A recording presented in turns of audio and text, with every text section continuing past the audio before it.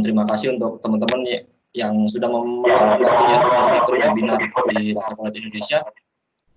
Kebetulan perkenalkan saya admission di Lassar College Indonesia dengan Lukman.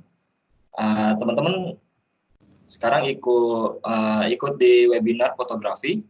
Dan bagi teman-teman nanti kalau misalnya ada yang punya pertanyaan, bisa langsung ditanyakan aja sama moderator atau speakernya. Kebetulan di Lassar College Indonesia kita ada program fotografi yang baru ada ini di Jakarta sih. Sebelumnya aku mau menjelaskan nih untuk program fotografi. Sorry.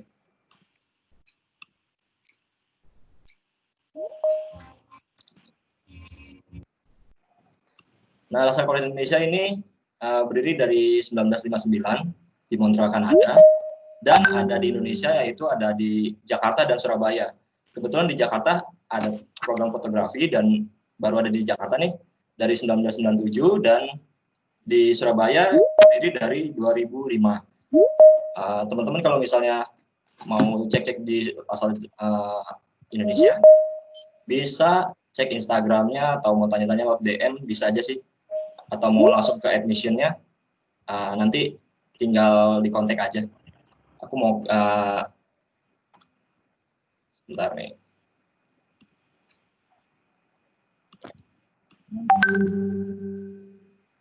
Oh, ini apa namanya?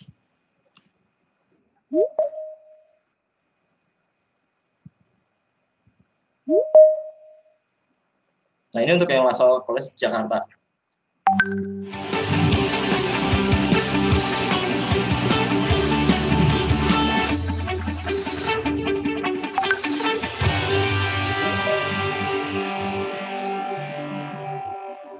Di Lassar College Indonesia itu kita ada 8 program, salah satunya ada program fotografi.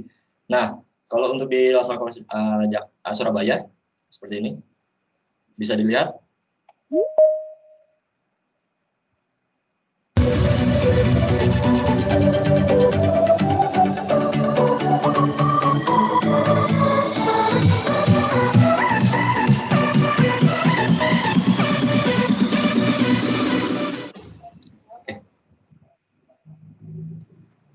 Nah, kalau teman-teman ada yang mau ditanyakan nanti di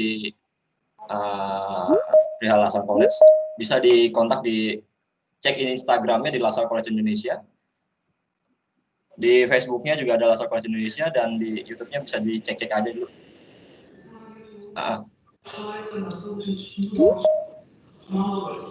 Oke. Miss Wina, halo. Masa udah fotografi? Oke. Udah keluar? Sudah? Udah. Oke, lanjut langsung aja nih kita ke moderator kita nih di profesional fotografi dengan Miss Wina. Silakan Miss Wina. Oke, thank you Lukman. Ya. Sebelumnya buat teman-teman yang ikut peserta, boleh minta tolong di tengah bisa diklik untuk mute mic-nya dan kameranya dulu. Biar kita bisa masukin speakers-nya di tengah. Oke. Dodo, speakers boleh masuk? Boleh nyalain lagi? Tes. Oke. Buat yang lain boleh matiin dulu ya. Di tengah ada kameranya dimatiin sama mic-nya dimatiin. Speakers-nya boleh masuk?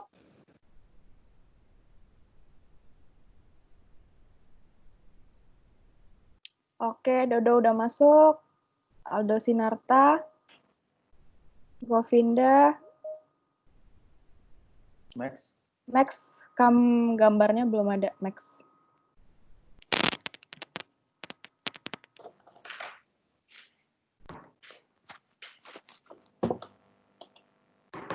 Oke, kita udah ada semua gambarnya.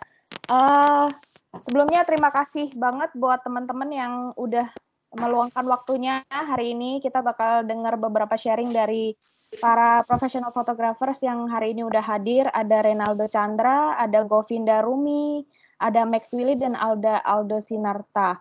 Mungkin pertamanya saya mau jelasin dulu untuk rules-nya. Teman-teman yang udah masuk bisa minta tolong untuk dimatikan kameranya dan mic-nya dulu biar tidak mengganggu speakers-nya kalau ngomong ya. Lalu nanti di akhir acara kalian juga boleh bertanya. Di tengah juga ada gambar logo tangan, kalian bisa angkat tangan di situ. Nanti akan dijawab oleh salah satu atau dua speakers. Ya, dan nanti teman-teman yang bertanya, kita akan pilih 5 pertanyaan terbaik yang bakalan dapat hadiah dari Pracinta. Bakalan dapat leather strap dari Pracinta. Leather strapnya buat gegayaan. Mantap. Jadi teman-teman kalau misalnya mau cari barang-barang second atau kamera-kamera buat mulai belajar yang baru, yang second, boleh cek Instagramnya Pracinta juga boleh. Oke. Logo tangannya nggak ada, Kak? Logo tangannya ada di tengah, di sebelahnya. Nggak ada. Ya, kamu pakai ini ya? Handphone ya? Iya. Oh, handphone di mana ya? Langsung nyalain speaker aja ya. Iya, nanti langsung nyalain speaker aja ya. Sekarang dimatikan dulu ya. Matiin dulu. Oke. Kita hari ini bakal ngobrolin beberapa poin-poin nih yang kita bakal bahas mulai dari prediksi, terus antisipasi kita atau apa yang harus kita siapin, dan strategi untuk menghadapi challenge di new normal. Karena kita semua sebagai pekerja seni juga harus tetap optimis, jadi nggak boleh pasrah sama keadaan. Nah, sebelum kita mulai tanya-tanya lebih lanjut lagi, mungkin saya bakal share karya-karya yang mungkin teman-teman udah tahu karya-karya teman-teman yang hebat ini, cuman aku mau kasih lihat beberapa ya.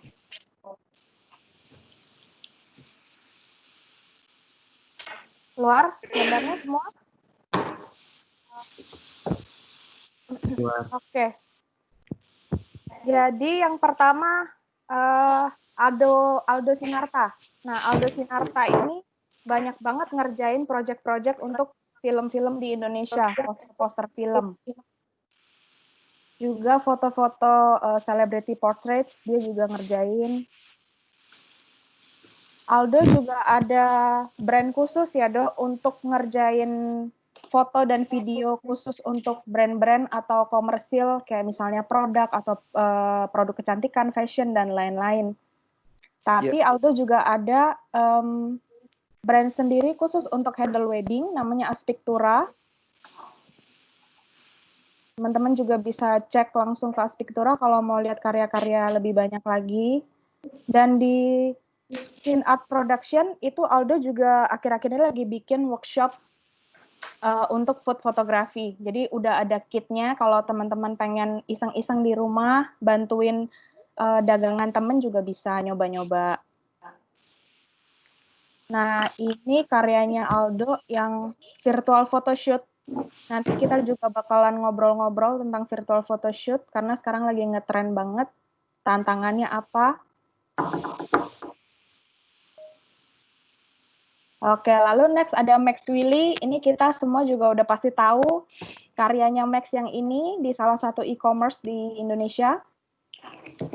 Max ini banyak foto untuk produk juga, untuk interior restoran juga, untuk menu-menu makanan juga, tapi dia juga ada brand khusus untuk handle wedding di Max Willy Photography. Yang inspirasi motretnya Max ini juga banyak dari foto-foto jurnalistik.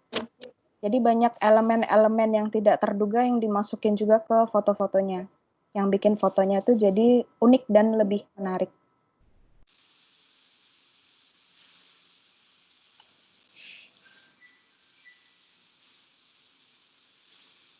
Oke, lalu next ada Govinda Rumi. Govinda ini dulu co-foundernya Teralogical Bali, tapi sekarang Govinda lebih memilih jalan baru, panggilan baru untuk jadi mentor fotografi.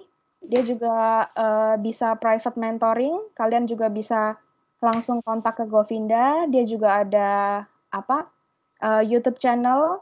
Dia sering sharing-sharing di situ juga. Ada ngobrol-ngobrol sama fotografer lain juga, sharing pengalaman dan lain-lain. Govinda juga udah sering banget diundang untuk sharing di luar negeri untuk workshop, mulai dari Singapura, Jepang, di Eropa juga. Kemarin dia juga sempat diundang untuk sharing di Way Up North. Kalau teman-teman yang nggak tahu Way Up North, itu the biggest wedding conference di Eropa.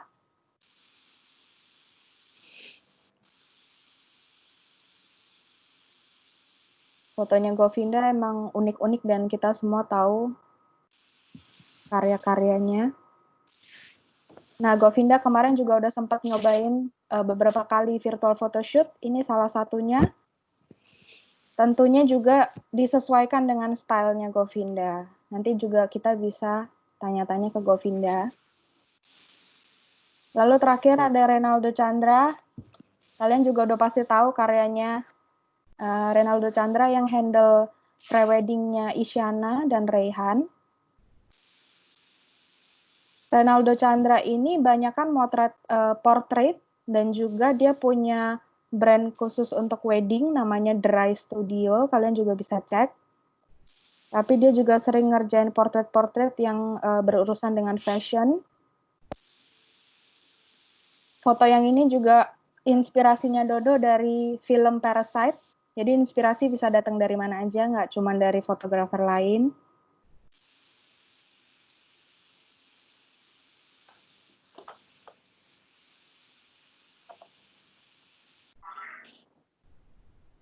Nah, lalu yang foto yang ini, Dodo ngerjainnya baru-baru ini pas udah mulai PSBB. Jadi buat teman-teman yang masih tetap pengen motret, mungkin bisa cari spot-spot yang menarik di rumah, atau halaman kosong, itu semua masih bisa dimanfaatkan. Oke, kita udah lihat tadi karya teman-teman. Oke, keren-keren ya. Oke, sebelumnya aku mau thank you dulu ke speaker-speakers yang udah bersedia hadir untuk sharing hari ini. Kita bakal memberi semangat ke teman-teman fotografer yang lain yang mungkin lagi struggling di masa seperti ini. Oke, mungkin aku pengen nanya dulu nih ke teman-teman. Kan banyak banget orang bilang fotografi ini lagi lesu banget. Tapi sebenarnya apakah menurut teman-teman tuh industri ini lagi bisa dibilang sedrop gitu kah? Karena sekarang tuh aku dengar udah mulai banyak fotografer yang mulai jualin kameranya lah, udah mikirin pengen cari kerjaan lain. Karena kan fotografi ini juga merupakan non-essential service ya sebenarnya. Nah, itu gimana menurut teman-teman? Ini mencakup fotografi in general ya, mulai komersil, fashion, beauty portraits, event, dan lain-lain. Oke, mungkin dari Aldo dulu. Oke. Thank you, Win. Sebelumnya, thank you banget buat teman-teman yang udah join buat acara hari ini. Sebuah kehormatan juga sih buat aku buat bisa sharing-sharing sama fotografer-fotografer keren. Ada Max, Gov, Dodo, Wina. Dan aku percaya sih teman-teman di sini yang ikut seminar ini juga pasti udah pada bagus-bagus. Tinggal gimana caranya kita bisa bikin lebih bagus dari yang sudah bagus atau lebih beda dari yang sudah beda gitu. Aku akan coba jawab pertanyaan Wina. Sebenarnya emang benar nggak bisa dipungkiri kalau fotografi sekarang lebih lesu lah dibandingkan sebelum. Aku percaya di setiap karir itu, waktu aku mulai berkarir itu, aku selalu dikuatkan dengan kata follow your passion gitu. Tapi menurutku passion itu sekarang udah kita nggak bisa sepenuhnya benar. Karena dalam artian kalau kita mau jadi profesi, passion itu banyak faktor lain yang mempengaruhi, nggak cuma passion aja gitu. Kecuali teman-teman hanya ya. Sebentar. Sorry, buat teman-teman yang lain boleh matiin dulu. Buat peserta boleh dimatiin dulu kameranya sama mic-nya biar tidak mengganggu Aldo untuk ngomong. Buat speakers yang lain juga boleh dimatiin dulu biar Aldo aja. Oke, buat peserta minta tolong ya bantuannya untuk matiin dulu mic dan kameranya. Oke. Max sama Govinda juga boleh dimatiin. Oke, thank you. Yuk lanjut, Aldo. Tadi sampai passion ya. Jadi emang kalau teman-teman cuman sekedar hobi atau emang nggak cari duit dari sana, aku rasa emang benar follow your passion. Tapi kalau misalkan kita bekerja sebagai profesinya fotografi, kita harus melihat market gitu. Jadi menurut aku tetap peluang itu yang harus dilihat. Kayak kita bisa melihat apa ya kira-kira yang bisa tetap bertahan di bidang fotografi, tapi kita juga nggak bisa memajukan idealis kita terus gitu. Salah satu yang aku bisa share, karena saat kita udah terjun ke Red Ocean, kita harus bersaing, kita harus struggling sama pesaing-pesaing kita harus ngelihat apa nih yang membedakan kita sama yang lain. Salah satu yang aku jalanin selama sekarang di inner circle aku itu aku membantu business to business, jadi B2B, bukan B2C. Karena aku melihat peluangnya adalah teman-teman di sini melihat keresahan semuanya menjual produk atau food. Jadi aku coba bantuin dengan bidang yang aku bisa secara fotografi untuk membantu bisnis mereka. Kurang lebih seperti itu. Oke. Jadi Aldo ini ya, fotografinya dipakai untuk ngebantu bidang lain juga, jadi nggak berhenti kliennya. Jadi kayak saling sambung-sambung gitu ya, Dok? Benar, karena emang kalau sekarang ini kalau kayak wedding atau apa, yang pasti emang lagi lesu banget karena itu kan tujuannya untuk kenangan mereka kan. Dan kenangan itu kadang output kebutuhannya kita lihat secara skala priority emang lebih banyak ke orang yang mau menjual lagi atau buat ngeboost bisnis mereka gitu. Jadi kita tetap harus melek dengan peluang itu. Jadi aku coba jalanin itu. Dan yang terakhir aku bikin tentang webinar yang bikin starter kit tentang food photography. Itu aku bungkus dengan webinarnya. Sebenarnya aku jualin starter kit ini sebagai teman-teman yang pingin foto food photography tapi nggak perlu repot-repot gitu. Jadi udah dapet backdropnya, udah dapet propertinya dan lain-lain. Jadi berawal dari keresahan itu sih, Win. Oke, good. Oke, thank you Aldo. Oke, mungkin next Govinda boleh jawab. Aldo Halo. boleh nanti. Oh iya, ya udah terima kasih lagi buat kesempatannya. Aku langsung jawab aja ya. Ya. Jadi kemarin sih sebetulnya aku sempat motoin ini ya newborn, tapi mungkin stylenya bukan yang newborn banget. Jadi aku cuma lebih kayak mendokumentasikan seorang ibu yang sedang mengurus anaknya. Jadi sebetulnya di masa-masa seperti ini, foto-foto seperti ini tetap diperlukan karena memori itu still goes on gitu. Orang-orang tetap ingin mengingat masa-masa tertentu yang penting dalam hidup mereka. Mungkin kalau dalam skala besar seperti wedding, seperti event-event ulang tahun atau apapun lah itu mungkin agak susah. Tapi dengan skala kecil seperti family portrait, mungkin lagi pingin aja difoto gitu, itu masih ada peluang di tempat-tempat seperti itu. Karena menurutku memori itu termasuk mungkin bukan kebutuhan esensial ya, tapi siapa sih yang nggak pingin punya memori dari sebuah masa tertentu? Menurutku sih itu sih, Win. Oke. Jadi kita bisa ngakalinnya kalau nggak bisa ngerjain sesuatu yang berkumpul banyak orang, kita bisa cari celah untuk yang jumlah orangnya lebih sedikit ya, dan untuk Iya. situ. Iya, jadi misalnya kita sekarang kayak, bisa lebih fokus lah. Dulu misalnya kita bilang, oh saya fotografer wedding, family, couple, model atau apa. Sekarang mungkin kita bisa kayak lebih cari apa sih yang lebih dibutuhkan saat ini. Karena Aldo tadi bilang soal jualan produk. Nah, kita di sini menawarkan memori, jualan memori gitu. Oke, thank you Gov. Oke, next yang jawab Dodo mungkin, Renaldo. Halo. Ya, Oke. Terima kasih dulu nih kesempatannya, Win. Oke, kalau misalnya dari gue sendiri ya, misalnya gue harus jawab ini, gue setuju sih emang kalau misalnya kita bisa bilang bisnis fotografi itu juga jadi lesu. Dan cuman menurut gue kabar baiknya itu adalah kayak we are all in the same boat, sailing in the same storm. Jadi kayak bukan cuma fotografi doang yang lesu. Semua bisnis itu juga jadi lesu. Tapi menurut gue setiap bisnis yang kayak Aldo bilang tadi yang B2B itu juga masih membutuhkan kontribusi fotografi di dalamnya. Kayak contohnya misalnya kita jualan baju deh, kalau misalnya fotonya nggak menarik, bajunya nggak bakal laku.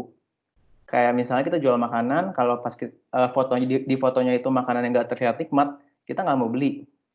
Nah, kalau misalnya mau ngomongin kayak yang seperti Govinda dan Aldo juga tadi bilang, jualan memori. Ini menurut aku sendiri emang ada celahnya. Contohnya kayak dari beberapa waktu yang lalu sejak work from home ini mulai ada inquiry yang masuk yang kayak aku mau dong kayak misalnya pengen foto virtual misalnya ada yang nanyain kayak pengen foto pre-wedding dong di rumah aja. Cuman yang pertanyaannya adalah mungkin gimana sih protokol-protokol kesehatan yang ntar harus kita lakuin untuk melakukan hal-hal itu gitu. Dan benar yang kata Govinda bilang tadi, mungkin pekerjaan dengan skala yang besar saat ini tidak bisa dilakukan. Jadi yang bisa dilakukan itu adalah mungkin yang skala-skalanya kecil, kayak family portrait, misalnya kita yang jualan portrait mungkin bisa bikin kayak portrait, personal portrait, or something like that gitu, Win. Oke. Itu sih kalau dari aku sih, dan kalau menurut aku pribadi, sekarang ini tuh adalah masa-masa yang masa-masa adaptasi. Jadi kayak sebenarnya kita bisa lihat kalau misalnya di masa ini ya ibaratnya kita tuh berhenti mencoba, menurut gue itu adalah sesuatu yang lumayan salah. Karena di masa ini tuh kita bisa lihat siapa yang bertahan itu adalah yang menang. Dan jadi kayak di masa ini menurut aku kita penting banget buat kayak menjaga eksistensi gitu loh. Jadi biar tetap kita masih bisa jalan, kita juga tetap harus bisa adaptasi ya. Kalau misalnya kita Betul. cuma maksain terlalu idealis banget, kita juga akan kalah sama keadaan gitu. Setujuin kurang lebih gitu sih kalau dari aku.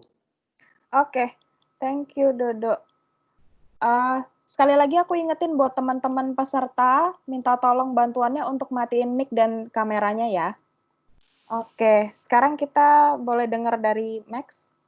Ya, kedengeran suaranya? Dengar. Ya, kalau dari gua sih mungkin sebagian pertanyaannya udah kejawab tadi ya. Cuman kayak yang udah pasti kita bisa lihat ya sebenarnya lesu sih, semua lesu, semua sektor pasti lesu. Cuman kalau yang di fotografi itu mungkin lebih ke yang sesuatu yang berbau event dan keramaian gitu kali ya. Soalnya gue sih sebenarnya sebulan ini masih, kalau untuk foto kayak food produk gitu gue masih jalan. Jadi yang emang mungkin lebih ke small scale aja kali. Jadi kayak ya foto food ya mereka memang harus presentasi di restoran ya, gue datang sendirian, gue nggak bawa asisten. Ya mereka juga tim masaknya juga lebih dikit. Jadi kayak tetap sesuai prosedur PSBB aja sih, dan tetap bisa jalan sih sebenarnya. Kayak misalnya kemarin juga gue sempat motoin mereka ulang tahun anaknya, tapi mereka lakuin di rumah dan semua tamunya via Zoom. Ya memang seperti yang kayak gue tadi ngomong ya, mereka memang mau ngabadiin itu aja gitu sih. Jadi kayak nggak menutup kemungkinan juga orang kayak jadi enggak deh, percuma gue buang duit misalnya buat, ternyata mereka kayak dekor juga di rumah gitu. Jadi tetap ada lah maksudnya yang mau kayak mengabadiin sesuatu walaupun mungkin nggak seperti biasa gitu, tamunya nggak datang gitu. Tapi mereka tetap mau, ya jarang, misalnya nggak pernah kan mereka kan kayak kapan lagi sih ulang tahun via Zoom gitu. Jadi kayak mereka pengen ngabadiin aja gitu sih. Kayak paling intinya mungkin mesti adaptasi sih kita ke sektor-sektor yang masih menganggap foto itu lebih esensial. Jadi kayak misalnya kayak mereka kayak mau jualan, saya company mau jualan produk itu kan nggak bisa mereka foto sendiri gitu. Yang tetap ya sesuatu yang tetap dibutuhin kayak untuk fotografer tetap moto gitu. Kalau sesuatu yang mungkin mereka bisa handle sendiri, mereka nggak akan pakai kita gitu. Jadi kalau misalnya bisa dirangkum sedikit, untuk event-event yang kecil itu pasti masih akan tetap berjalan sesuai dengan protokol kesehatan. Tapi kalau misalnya kita mau fotoin produk atau apa, itu bisa dibilang itu kayaknya nggak akan mungkin mati. Karena ditambah sekarang PSBB semua serba digital, semua jualannya juga serba digital, kita butuh banget visual-visual yang bagus. Dan visual-visual yang bagus itu kalau bukan profesional yang bisa bikin, juga belum tentu orang awam bisa bikin untuk bantu nge-boost untuk sales-nya mereka. Jadi kalau untuk sektor fashion, apalagi food, itu kayaknya tetap butuh banget untuk visual-visual seperti itu. Untuk mereka kayak bikin poster, untuk mulai nge-blast di sosial media dan lain-lain, kayaknya masih tetap butuh ya, Max ya? Kayak kemarin pun gue ada yang nanya untuk wedding ya, mereka kan sekarang nggak bisa ngadain acara gitu kan. Jadi mereka cuman bisa pemberkatan. Dan sebenarnya kayak gereja-gereja gitu udah ada regulasi juga, cuman mungkin lebih dibatasin, fotografernya cuma boleh masuk 1 gitu. Tapi nggak totally dead end gitu lah. Gitu sih. Thank you. Terus pertanyaan berikutnya, kalau menurut teman-teman, kira-kira bakalan ada nggak sih kayak tren-tren baru atau mungkin solusi-solusi inovatif yang kiranya tuh bakal muncul di fase new normal ini sebagai bentuk adaptasi tentunya ya di market fotografi. Contoh misalnya kemarin aku sempat lihat, kalau tahu Josh Felix, dia kolaborasi kalau nggak salah sama Sub and Film, dia bikin foto depan rumah. Jadi dia kayak dia bawa mobil yang udah ada isi perlengkapannya, terus dia keliling untuk ke rumah-rumah kliennya untuk bikin portretnya mereka. Itu kan sesuatu yang baru sebagai bentuk adaptasi gitu. Nah, kira-kira kalau dari teman-teman tren-tren ke depan atau solusi inovatifnya gimana sih? Dari aku dulu ya. Kita dulu boleh. Ya, jadi kan kemarin sempat ini ya, maksudnya aku sempat nyoba virtual photoshoot kan. Nah, ya emang ada plus minusnya ya virtual photoshoot ya. Emang untuk dari segi cetak mungkin nggak bisa ya karena ukurannya tuh sangat jelek kualitasnya. Jadi aku menganggap virtual photoshoot ini lebih ke marketing ya. Jadi kayak bagaimana cara kita mendekatkan diri dengan klien, bagaimana kita cara sebetulnya untuk memberikan experience ke sebuah pasangan, ke seseorang untuk sebuah gimana rasanya didirect sama saya, Govinda Rumi. Jadi kayak pengganti meeting gitulah. Jadi kayak biasanya kita Skype meeting atau apa, karena aku emang tinggal di Bali jadi kebanyakan klien emang datang dari luar. Jadi ini jadi kayak bentuk yang tadi aku bilang di awal, memori. Jadi walaupun virtual photoshoot tapi kita mengexperience sesuatu bersama. Dan secara nggak langsung ya ini kita mengakrabkan diri dengan mereka, dan siapa tahu mereka suatu saat tahun depan kalau udah mau nikah jadi ingat sama kita. Apalagi dengan cara shoot kita yang mungkin unik atau enggak yang nyaman dengan mereka. Jadi kayak gladi resik gitulah kira-kira. Menurut saya sih seperti itu ya, Wina. Tapi dari yang pengalaman yang kemarin Govinda udah sempat lakuin virtual photoshootnya, tantangannya apa sih Gov? Kayak misalnya enak atau nggak enaknya. Terus kalau pandangan Govinda sendiri, ya kita tahu itu adalah salah satu bentuk seseruan atau untuk meeting atau untuk cari experience. Tapi menurut pandangan Govinda sendiri tentang virtual photoshoot itu apakah melawan pakem-pakem fotografi kah atau esensi fotografi yang seharusnya ada jadi nggak ada atau gimana? Gimana ya, kalau virtual photoshoot tuh aku menganggap diriku bukan sebagai fotografer, tapi sebagai seorang istilahnya director, sutradara. Jadi saya melihat mereka di layar kaca dan saya mengarahkan gitu, dan yang saya capture ya berdasarkan frame terbatas yang mereka sudah siapkan di awal. Jadi mungkin kalau pure fotografi bukan, mungkin kayak di gray area gitu ya. Jadi fotografer mungkin, sutradara mungkin, ya seperti itulah kira-kira. Jadi ya kayak gitu, Wina. Tantangannya apa, Gov? Yang nggak enaknya apa sih? Kayak apakah lebih terbatas atau gimana? Tantangannya itu kita dibataskan oleh kualitas kamera di HP klien kita. Jadi kadang kalau emang kurang bagus sinyalnya, misalnya jelek banget. Terus kalau misalnya gelap, itu fotonya pasti super pecah. Jadi tantangannya itu kita harus make sure dapat lighting yang bagus, background yang rapi. Jadi itu semua tuh masuk harus diperhitungkan lah, Win. Jadi kliennya juga harus kooperatif ya, maksudnya bantuin kamu nyari lokasi atau ngeset ini dan itu. Iya, jadi kalau misalnya aku briefing dulu misalnya, oh ya tolong cari background yang rapi, tolong yang kalau berantakan dirapiin dulu. Jadi itu lebih ribet di kliennya malah kalau kayak gini ya. Oke, thank you Gov. Sama-sama. Sekarang mungkin Max, boleh jawab Max? Ya. Kalau dari gua untuk sekarang mungkin tren yang terjadi ya beberapa tempat mungkin udah dikeluarin kayak regulasi udah pasti tuh. Kayak kemarin gue sempet ngobrol-ngobrol juga sama beberapa venue gitu untuk yang sering ngadain event. Mereka banyak mikirin jalan-jalan untuk kayak ngurangin tamu. Mungkin kayak misalnya kalau misalnya ngomong di konteksnya wedding, mereka nggak ada resepsi, cuman kayak pemberkatan doang. Terus mungkin kayak orang yang nge-shoot mesti rapid test kayak gitu. Jadi kayak mungkin beberapa kayak solusi udah dipikirin sih sama beberapa vendor dan venue-venue ya. Terus ya intinya mungkin jadi lebih small scale, dan ya kalau bentuk kayak inovasinya juga salah satunya ya sekarang kan jadi kayak karena di rumah terus mungkin orang bosen gitu kan.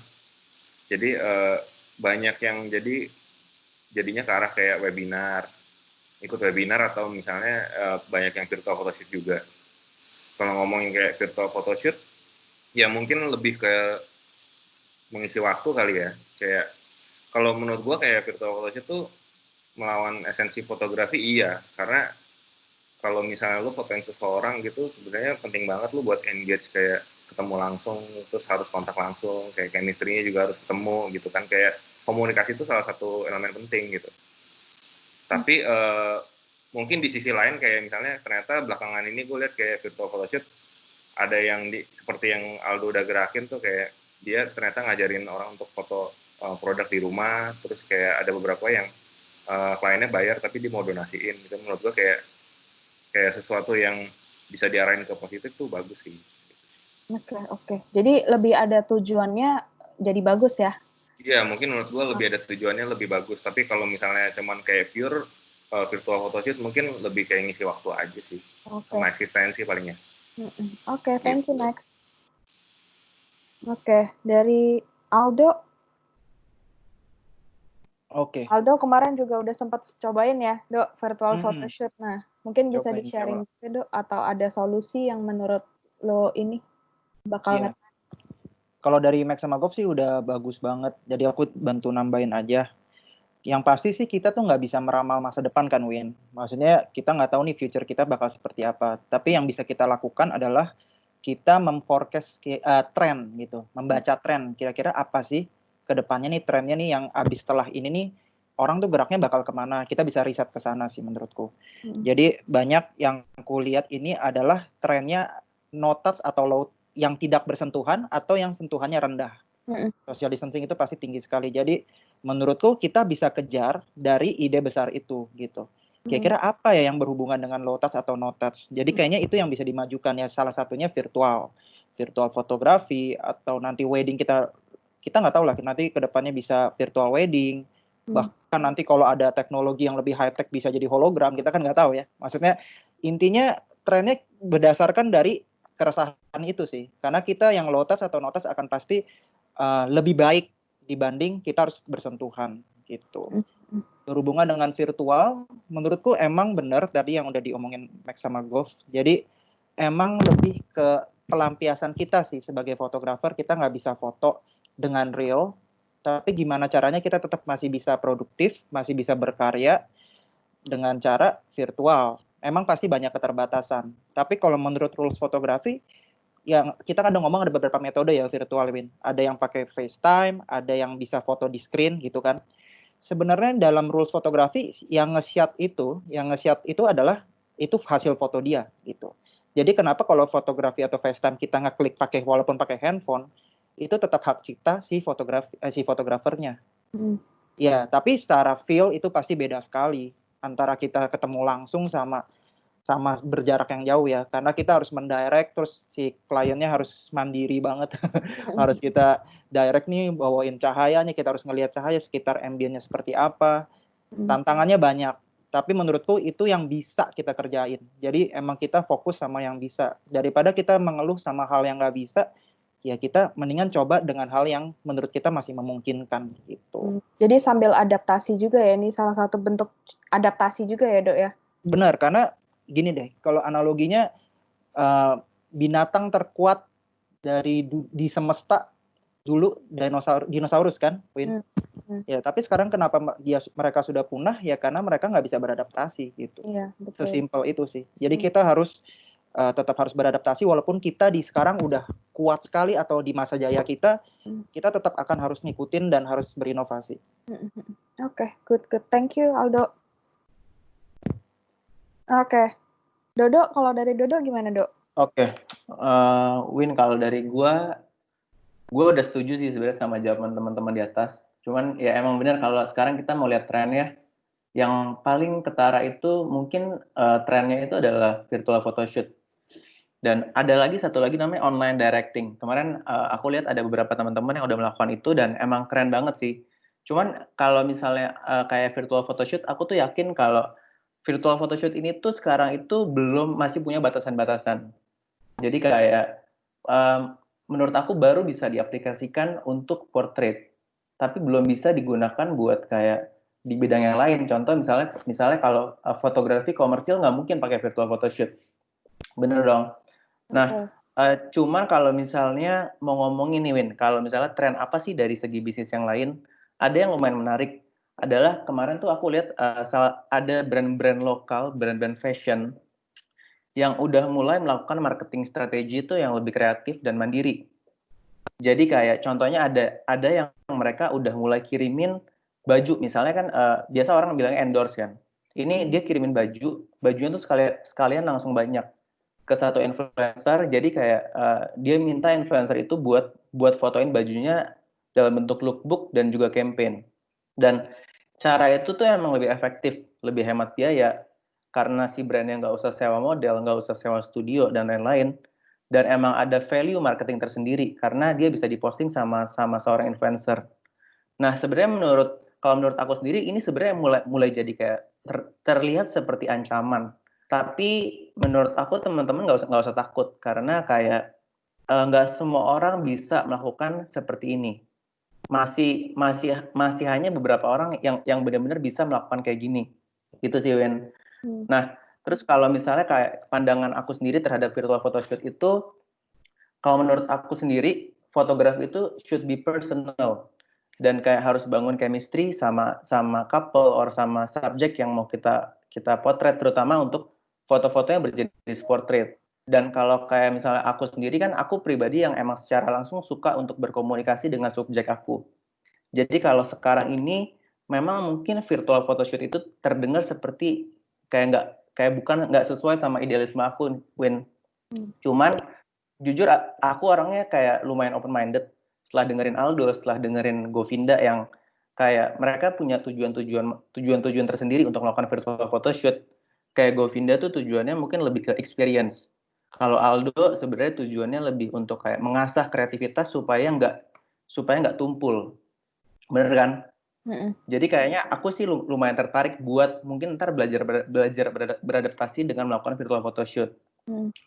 Nah, terus udah gitu, aku yakin sih kayak mungkin ke depannya ntar bakal ada teknologi-teknologi yang lebih mapan buat untuk melakukan virtual photoshoot ini. Mungkin dari segi company yang lain yang kayak kamera dan lain-lain juga mungkin bisa beradaptasi untuk bikin teknologi yang tepat untuk si virtual fotografi ini. Dan emang kalau misalnya melihat bahwa pandangan bahwa fotografi itu adalah sebuah seni, dan banyak yang bilang kalau seni itu menurut orang nggak ada batasannya. Jadi mau berkarya pakai media apapun tuh bisa dan sah-sah aja. Gitu sih Win. Dan mungkin kalau misalnya bisa ngebaca tren fotografi yang mungkin bakalan bertahan dan lumayan maju, menurut aku adalah produk fotografi. Seperti yang Aldo bilang tadi, mungkin trennya ke depan itu bakal mengarah ke no touch atau touch. Jadi kan kalau misalnya touch orang takut karena sekarang lagi pandemi kayak gini kan. Orang bakal lebih jaga jarak. Kalau misalnya produk fotografi menurut aku lebih punya masa depan karena kayak kalau produk itu ibaratnya misalnya kamu jualan botol tinggal kamu kirim ke fotografer dan fotografernya bisa berkreasi sesuka hati dia meskipun cuma di rumah doang gitu.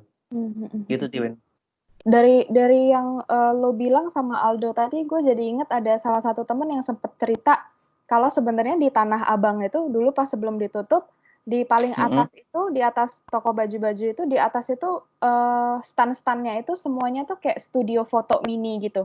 Jadi dan itu sebenarnya bisa diaplikasikan sekarang ya, tadi yang kayak lo bilang baju tinggal dikirim, mereka pun juga gitu. Jadi barang langsung dikirim, jadi kita sebagai fotografer semua yang handle gitu loh. Jadi mulai kita cari modelnya, jadi lebih mandiri gitu. Jadi kita nggak terlalu banyak orang di dalam ruangan itu. Jadi kita udah set semuanya. Mungkin kalau misalnya kayak stylenya mau kayak gimana atau konsepnya mau kayak gimana itu bisa diomongin sebelumnya gitu loh. Karena kan sekarang komunikasi sudah jauh lebih mudah ya untuk sebelumnya. Dan kayaknya ini Dok, kemarin juga kita sempat ngobrolin yang kayaknya sekarang orang milih fotografer juga sekarang ada namanya virtual fair ya. Jadi fotografer bisa dikumpulin di situ, karya-karyanya bisa dilihat di situ, dan kita bisa pilih gitu loh, klien bisa pilih mau yang sama yang mana. Mungkin itu kayaknya inovasi-inovasi yang lagi dikembangkan sih sekarang. Betul, Win.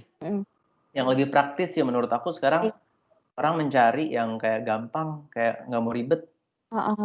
Ya sih, terus kalau misalnya benar menurut yang Wina bilang tadi, yang studio mandiri itu di atas, itu sebenarnya menurut aku mungkin ke depan bisa diaplikasikan. Dulu kan misalnya cuma di Tanah Abang, mungkin ntar ada beberapa tempat yang lain yang kayak, oh ya udah bajunya dikirim aja semuanya. Jadi kita kerjanya juga nggak manja, Win. Iya, Bener nggak sih? betul.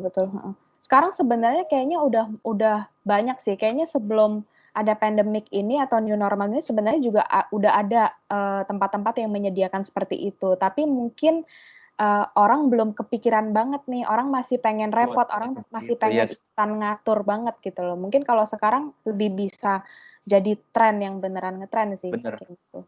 Oke. Menarik sih. Thank you, Itu, Dok. Ya, sama-sama. Oke, terus buat next-nya mungkin dari teman-teman ada nggak sih kayak preventive precaution gitu, dan gimana caranya kayak meyakinkan klien kalau misalnya kalian ngerjain satu brand nih buat campaign, gimana cara ngeyakinin mereka untuk mempercayakan produknya ke karya kalian dengan semua yang serba terbatas kayak gini? Oke. Aku dulu kali, Win, ya, ngomong sekalian nih. Kalau aku sendiri sih, pertama-tama menurut aku yang penting buat kita sekarang ini adalah kita harus survive dulu nih. Kita harus aware sama diri sendiri dulu. Karena buat ngelewatin masa-masa ini kita sendiri harus berusaha buat hidup lebih sehat, hidup lebih fit gitu. Nah, begitu juga ntar ketika udah misalnya udah mulai photoshoot, kita mesti lihat protokol-protokol kesehatan yang udah diberikan oleh pemerintah. Kalau contohnya buat aku sendiri, misalnya ntar kita udah mau mulai studio, aku bakal mungkin pakai face shield, pakai masker, atau mungkin ntar cuman misalnya ketika untuk wedding, yang pasti ada itu adalah pengurangan jumlah kru. Pengurangan jumlah kru misalnya yang biasa shoot event itu berlima, sekarang mungkin cuma jadi berdua, atau misalnya shoot wedding yang misalnya emang lebih intimate, misalnya bisa sendiri, mungkin bisa sendiri. Gitu sih kalau dari aku, Win. Betul sih. Oke, thank you, Dok. Kalau dari Max?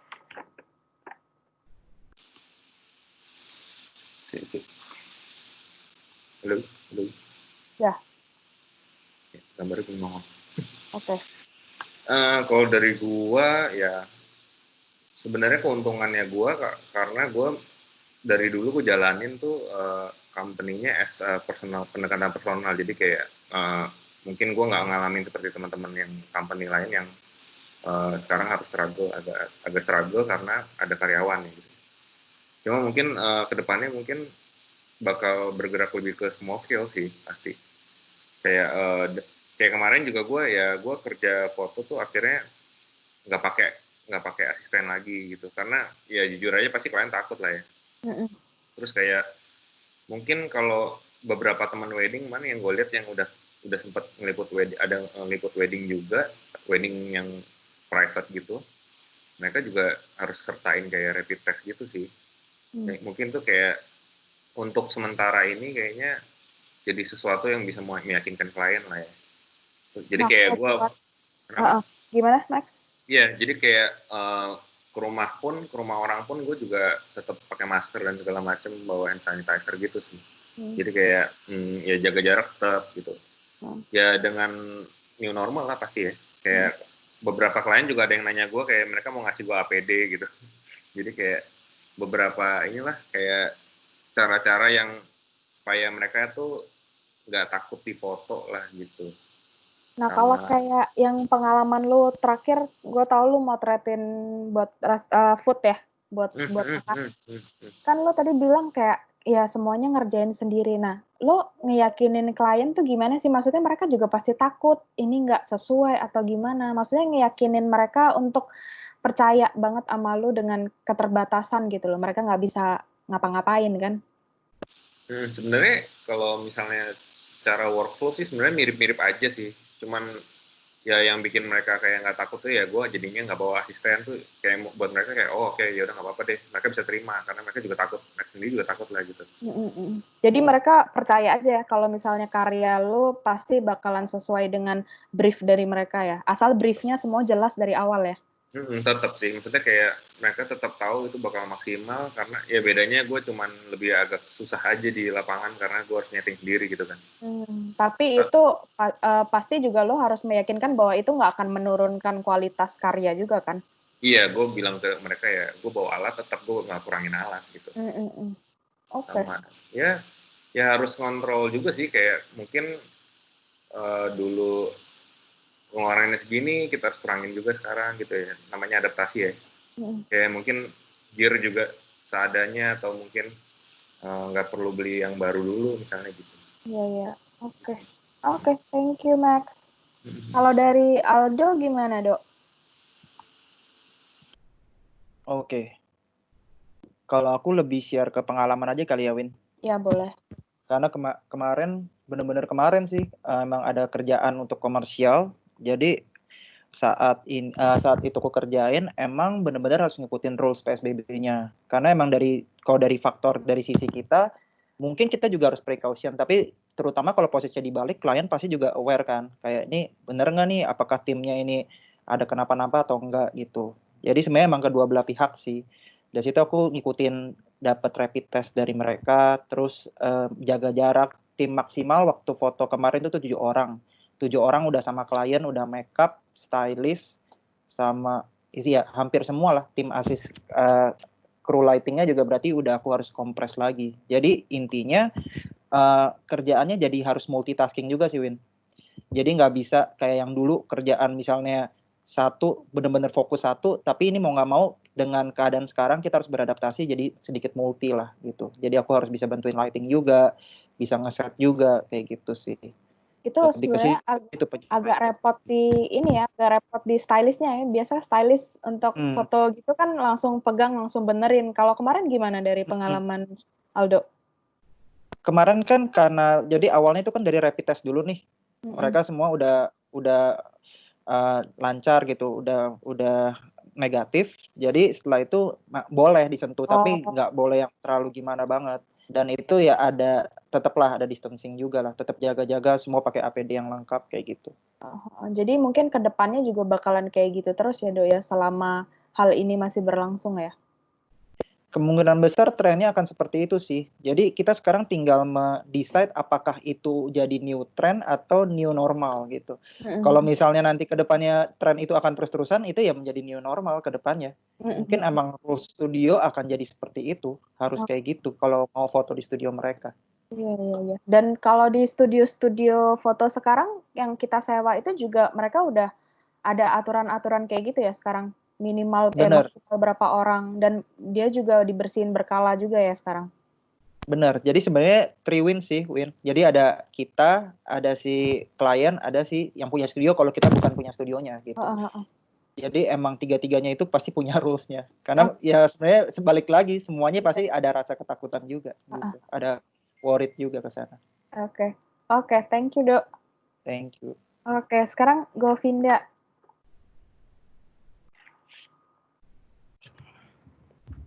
Halo. Yes. Oke, mungkin aku agak beda ya mungkin approach-ku lebih ke ini ya, ke mengubah style foto kita gitu, mengubah cara kita memotret. Jadi kan kita ini dalam kondisi yang sebetulnya tidak nyaman. Berarti kenapa enggak? Misalnya buat aku sekalian aja keluar dari zona nyaman. Contohnya itu aku biasanya menggunakan lensa wide saat memotret couple, memotret orang. Sekarang aku lebih banyak latihan menggunakan lensa yang agak panjang seperti lensa 50, 85. Jadi ini kan secara otomatis tuh kita menjaga jarak dengan mereka. Jadi precautionku lebih itu. Jadi kita mengubah style yang menyesuaikan nama zaman lah kira-kira. Jadi aku mungkin tambahannya segitu aja sih, Win. Oke. Jadi dari Govinda lebih ini ya, biar nggak terlalu dekat-dekat gitu ya. Iya. Jadi mereka nggak nyaman, kamu juga ngasih tantangan sedikit ke diri sendiri. Jadi ya maksudnya gimana cara kita belajar hal-hal baru lah. Jadi kan dengan menggunakan lensa baru sebetulnya dengan jarak yang baru kita harus menyesuaikan lah gimana cara style kita tetap bisa terlihat walaupun lensa kita berbeda. Iya. Tapi itu tetap nggak mengurangi, maksudnya nggak mengurangi jadi merubah style atau gimana gitu kalau menurut Govinda? Gimana ya, misalnya kalau style tuh kan kita mungkin lebih dari visual ya, mungkin lebih kayak kalau styleku kan lebih banyak spontan, lebih banyak candid. Jadi tetap kedua hal tersebut tapi dengan lensa yang berbeda. Oke, jadi akan tetap dapat semuanya ya. Heeh. Iya. Oke, thank you Gov. Terus Sama. mungkin sekalian nih Govinda, Oke. kalau berdasarkan tadi nih prediksi-prediksi yang udah kita obrolin, kira-kira apa sih yang kita bisa lakuin sekarang untuk support industri ini atau mungkin berguna buat yang lain? Lebih ke kontribusi sih yang bisa kita lakukan sekarang. Jadi kebetulan kan kalau buat aku kan kebetulan aku udah berpengalaman dalam memotret lah. Aku udah 10 tahun di industri wedding. Jadi menurutku ini kontribusiku tuh lebih ke give back ke fotografer-fotografer muda. Jadi aku membuka kayak mentorship program, banyak membuat webinar juga. Jadi aku memberikan portal di mana orang bisa belajar sebanyak-banyaknya dan affordable, nggak semahal saat dulu. Dulu kalau kita bandingin harga workshop sekarang, webinar sekarang, menurutku harganya itu enak banget buat belajar. Jadi walaupun kita let's say nggak ada job tahun ini, tapi mengapa tidak kita mengisi amunisi knowledge kita untuk tahun depan atau enggak untuk 2 tahun lagi saat job-job udah masuk. Jadi menurutku ini adalah best time to learn ya. Karena begitu banyak ada webinar di luar webinar yang aku sudah buat. Orang lain pun juga buat Instagram Live, terus apa lagi ya, seperti ini juga kan contohnya. Jadi saranku sih ya give back-ku ya mengajar, dan buat kalian ya belajarlah buat fotografer-fotografer muda maupun yang sudah berpengalaman biar tetap relevan dan tidak ketinggalan dalam ilmu, karena ilmu selalu bisa diakses gitu. Iya, betul. Oke, thank you Ya. Go. Terima kasih.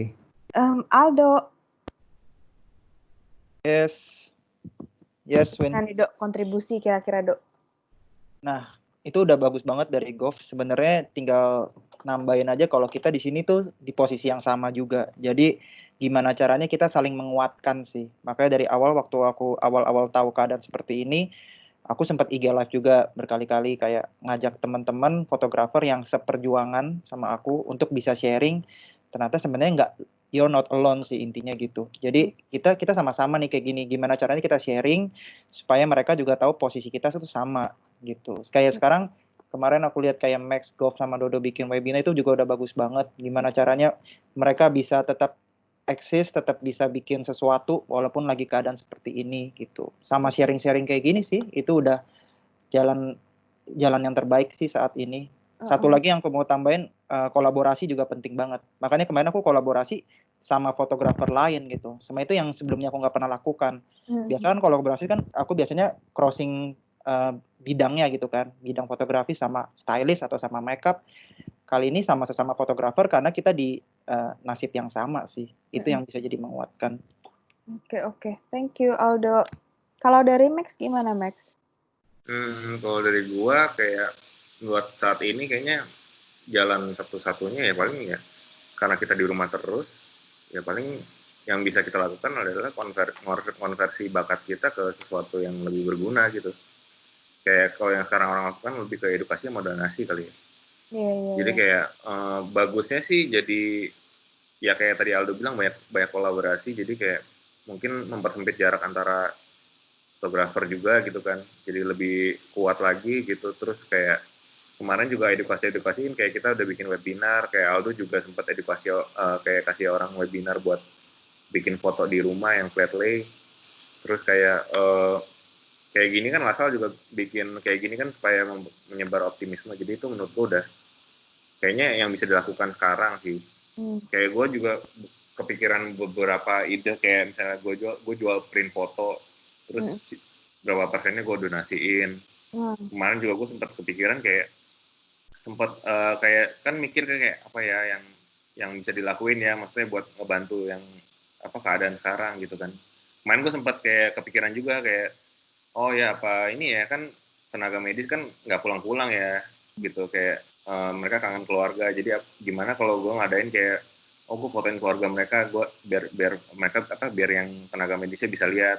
Tapi ternyata nggak begitu karena gue udah research lebih jauh, ternyata mereka juga sering video call gitu. Jadi kayak iya mungkin banyak cara mikir untuk cari celah gitu kali ya. Iya, iya, iya. Kayak kemarin ada yang ngasih ide juga kayak, kan banyak kan gerakan sosial kayak sini gue fotoin gitu kan. Jadi kayak mereka kan fotoin kayak bisnis-bisnis makanan yang baru gitu kan. Mungkin juga kemana ada teman gue yang ngasih ide kayak bisa juga kita kayak dengan hashtag yang sama sini gue fotoin, mungkin lu bisa ngegerakin kayak fotoin orang portrait gitu. Karena banyak orang yang di PHK, terus banyak company juga sekarang kan yang sektor yang malah naik gitu kan, kayak e-commerce kan sebenarnya naik tuh. Kayak ada lagi cari karyawan gitu. Mungkin kayak orang-orang yang di PHK itu mereka nggak punya foto yang bagus buat mungkin masuk LinkedIn gitu-gitu kan. Iya, iya, iya. Itu bisa jadi beberapa jalan yang bisa dipikirin. Jadi kayaknya kontribusi, kalau misalnya dulu kita benar-benar lebih individual ya, lebih ke ya udah gue dengan karya gue, lu dengan karya lu. Tapi kayaknya kalau sekarang semua saling menguatkan, semua saling memberi edukasi, semua saling sharing pengalamannya. Jadi kayak kita kayaknya jadi komunitas yang lebih besar gitu, dan bukan cuma di fotografi aja ya, kita juga bisa pakai fotografi ini juga bisa kontribusi buat bantu yang lain, kayak yang tadi Max bilang, buat bantu apa produk-produk lain untuk motret food atau apa gitu. Oke, good. Thank you, Max. Kalau dari Dodo gimana, Dok? Si Max nih niatnya emang mulia banget nih, Win. Soalnya si Max juga udah sempat bilang itu sih ke gue, terus gue kayak, wih gila keren juga si Max. Cuman yang kemarin yang Max cerita kayak, ya Dok sayang banget nih, ternyata dokter-dokter itu juga udah suka video call. Jadi mungkin kita harus cari cara lain untuk ngebantu gitu kan. Terus kalau kontribusi gue sendiri sih, sekarang yang gue lakukan itu adalah ya gue mengikuti aturan pemerintah. Itu penting loh, itu kontribusi. Soalnya menurut gue kayak apapun yang kita lakukan itu berdampak sama orang lain. Jadi let's say misalnya di momen-momen seperti ini yang otomatis kita mengurangi inquiry yang masuk. Yang sebenarnya fotografi itu adalah lahan utama kita gitu. Cuman kita kemarin lumayan ada yang udah nanyain, cuman aku bilang belum bisa nih, mungkin after Juli kita baru aktif lagi. Jadi kayak sekarang ini aku sih mengikuti aturan pemerintah. Dan aku juga bikin webinar sama Govinda sama Max kayak ngomongin tentang fotografi. Jadi menurut aku yang penting itu di saat kayak gini kalau kita mau berkontribusi itu mungkin kalau dari aku sendiri spread the positivity aja sih.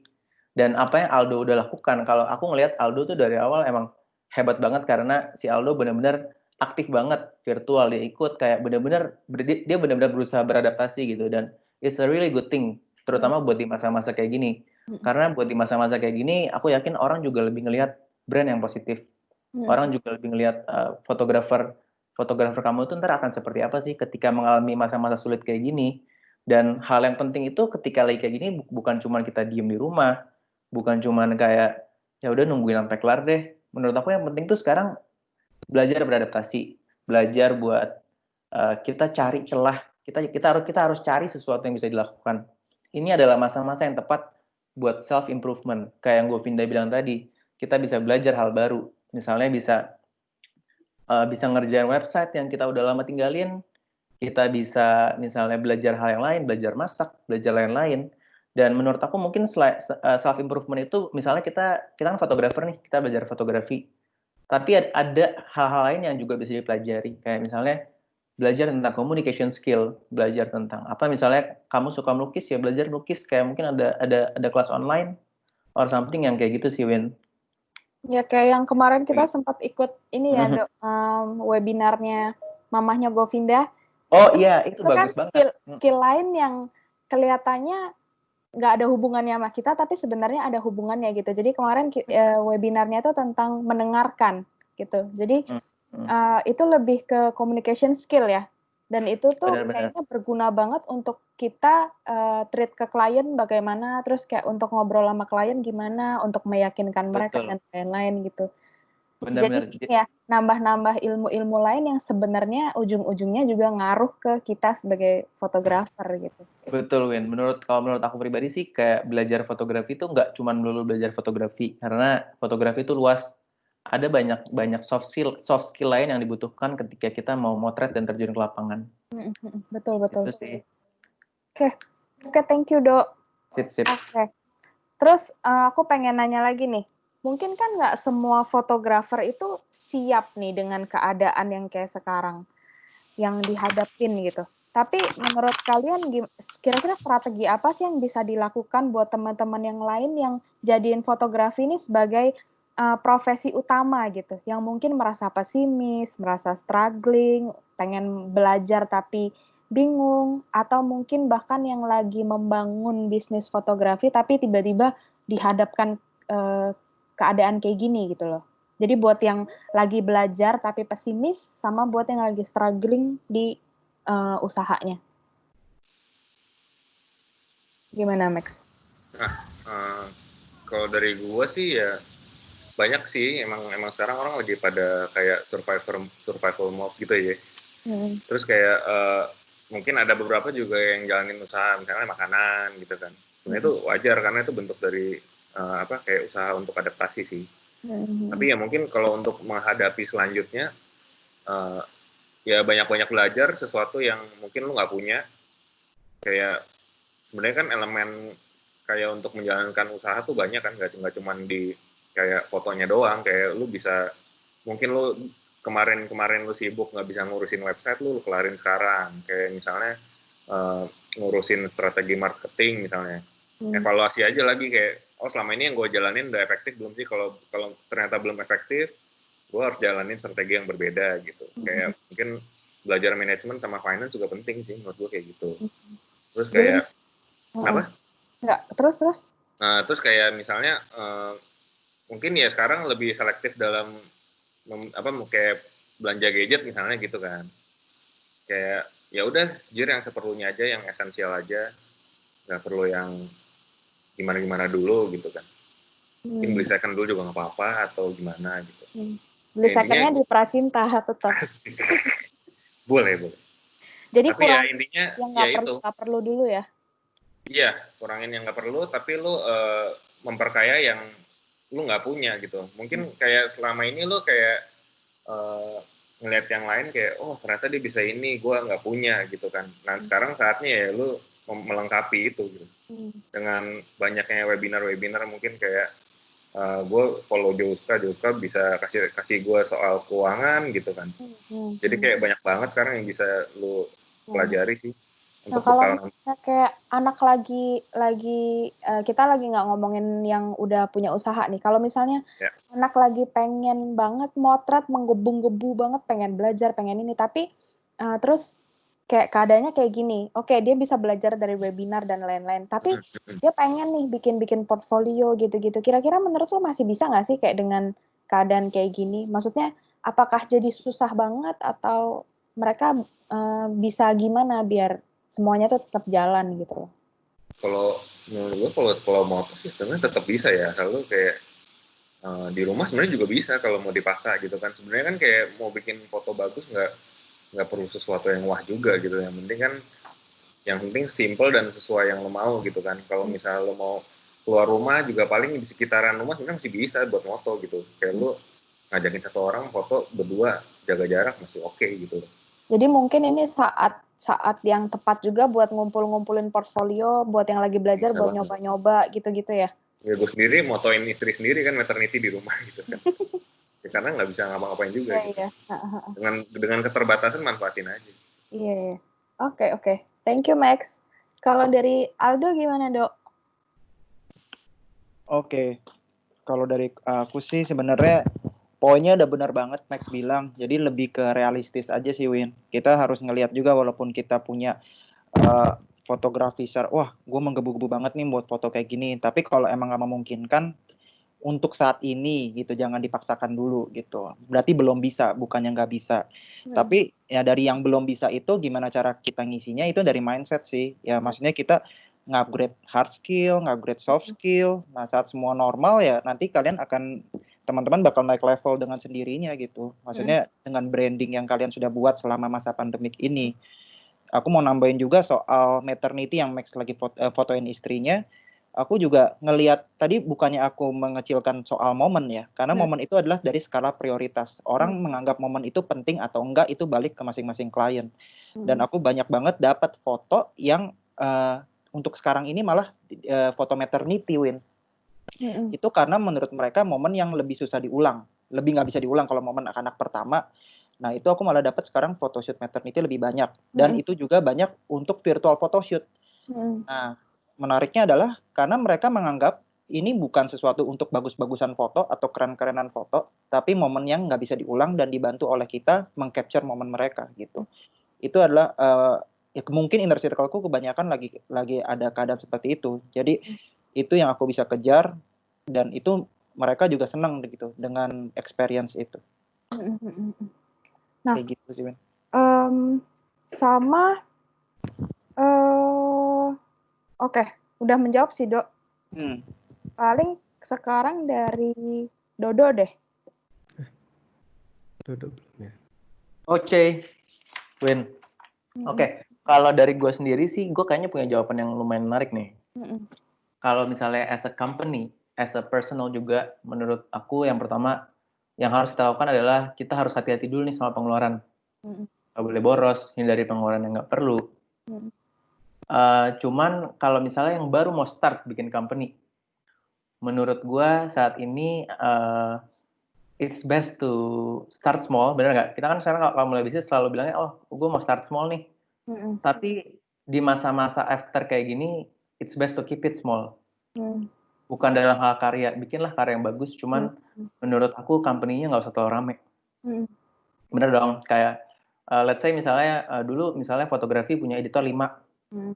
Cuman kalau sekarang misalnya aku baru mulai company, aku bakal cari fotografer yang bisa ngedit.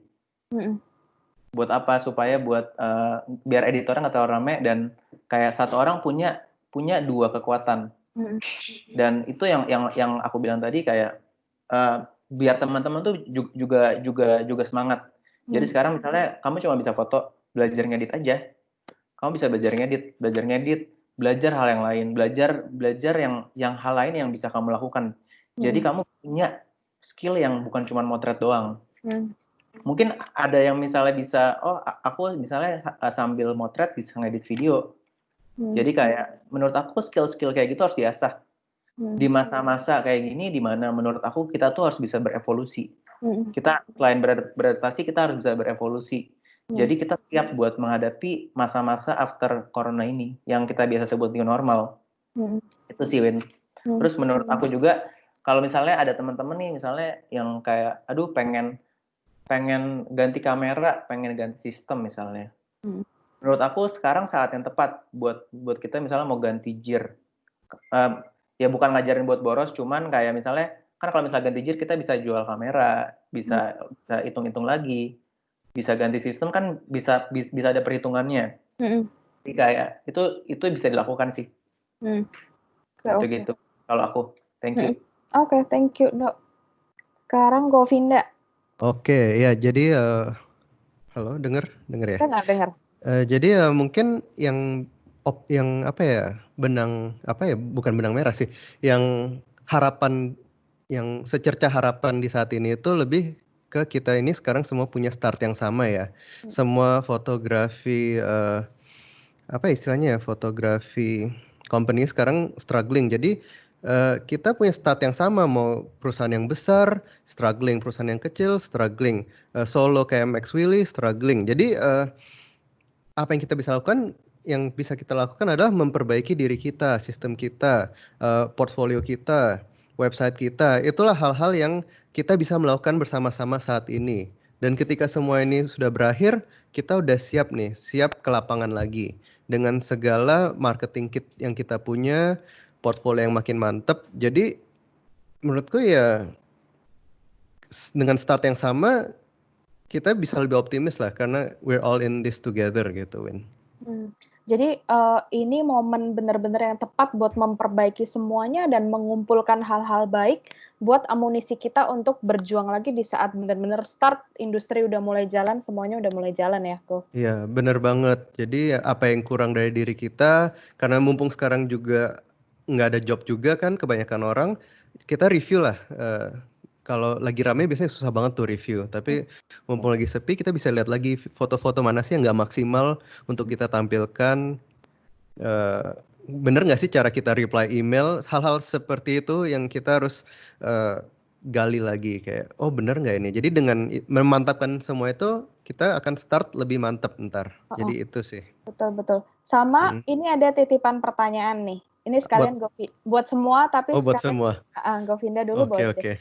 Sekarang tuh banyak banget orang-orang yang belajar fotografi, terus habis itu dia ngerasa kayak udah belajar sendiri aja, otak-atik sendiri, terus atau enggak cuma nonton tutorial di YouTube yang kayak simple-simple, terus dia langsung mengklaim dirinya sebagai profesional. Menurut lo gimana? Maksudnya itu berefek untuk industri kan? Di saat mereka udah mengklaim dirinya profesional dengan pengalaman yang belum banyak, pelajaran yang maksudnya ilmunya belum banyak, terus mereka bisa aja jual dengan harga murah. Impact-nya gimana kira-kira kalau sebetulnya yang gimana ya, kalau mengklaim seseorang profesional tuh susah ya kalau misalnya emang baru mulai, karena yang menilai kita profesional atau enggak itu sebetulnya klien kita. Jadi bisa aja aku baru mulai, aku baru 2 bulan motret, aku bilang aku profesional, tapi pas di lapangan ancur aku. Foto nggak ke deliver, terus banyak foto yang blur, gelap. Nah yang klien dapet kan langsung bisa kasih bad review. Jadi menurutku sebelum mengklaim diri kita profesional, kita harus memperbanyak pengalaman dulu.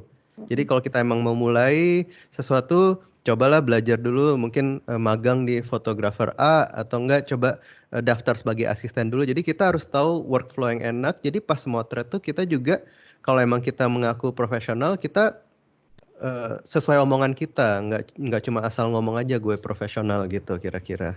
Betul sih. Soalnya menurut dari pengalamanku ya, dulu awalnya belajar fotografi sendiri, terus habis itu kayak ngerasa kayaknya udah bisa. Kita kan gitu ya, kalau dulu pas masih belajar kan, yang dulunya nggak bisa melakukan A, terus tiba-tiba bisa melakukan A, tiba-tiba kita ngerasa gue udah jago nih gitu. Tapi setelah karena dulu aku kuliahnya juga fotografi dan kebetulan di LaSalle juga, itu aku ngerasa ilmu-ilmu yang ternyata banyak itu tadi yang kayak Govinda bilang, motret itu juga bukan cuman tok motret gitu loh. Maksudnya ada banyak-banyak elemen juga yang harus kita pelajarin. Nah, itu aku berasa banget di saat dengan amunisi yang banyak itu tadi, pas di saat kerja sama kita juga bisa magang juga, bisa yang lain. Nah, itu tuh berasa banget bedanya. Orang yang udah punya bekal duluan sama sekali nggak ada, terus terjun tuh kayak ancurnya, kemungkinan ancurnya tuh kayak lebih gede gitu loh. Iya, aku mau tambahin ya, walaupun ancur pun itu juga sebetulnya kita bisa jadi bahan pelajaran juga. Betul. Jadi ya mungkin cara belajarnya lebih menyakitkan lah istilahnya. Jadi kita gagal, tapi kita belajar. Itu menurutku sih. Iya, cuman kayaknya lebih baik kalau kita sudah siap ya. Sebelum terjun di perang, kayaknya kita harus membekali dulu sih. Iya. Ya. Makanya dengan yang tadi aku bilang kan banyak webinar, banyak live ya. Ikutin aja dulu deh. Jadi dengan kalian menyerap banyak ilmu, ntar suatu saat udah mulai motret lagi, jadi kelihatan nih apa yang diomongin sama pembicaranya. Oh ternyata ini ya maksudnya. Itulah kira-kira. Iya. Good. Oke, thank you, Gov. Yuk, sama-sama. Kalau dari Dodo gimana, Dok? Kalau dari aku sendiri sih, menurut aku ya, Win, bener yang kata Govinda bilang, kalau misalnya dia bilang profesional, tapi ntar kena bad review kan susah juga ya. Terus kalau yang aku pelajari nih, dari kayak pengalaman kita semua yang ada di sini, kita semua start benar-benar dari nol kan. Jadi benar-benar nggak ada yang langsung dari begini, langsung begini, nggak ada. Kita semua startnya pelan-pelan ke atas. Dan aku yakin kalau orang yang kayak udah tato langsung profesional, misalnya dia langsung ngaku profesional, terus tiba-tiba jatuh, langsung jatuh. Karena kalau misalnya naiknya cepat, jatuhnya juga cepat biasanya. Iya, betul. Bener nggak sih? Betul. Malam kan. Jadi aku benar ya, sekarang itu yang penting itu salah satunya selain kita belajar macam-macam, ya, ada juga yang penting yaitu self branding. Kamu pengen orang mengenal kamu sebagai fotografer tuh yang kayak apa sih? Apakah benar-benar yang karyanya artsy banget, atau misalnya kamu punya personality yang baik, jadi kayak orang mengenal kamu, or kayak gimana pun itu caranya, gitu sih, Win. Dari Thank you, Dok. Kalau dari Aldo. Yes.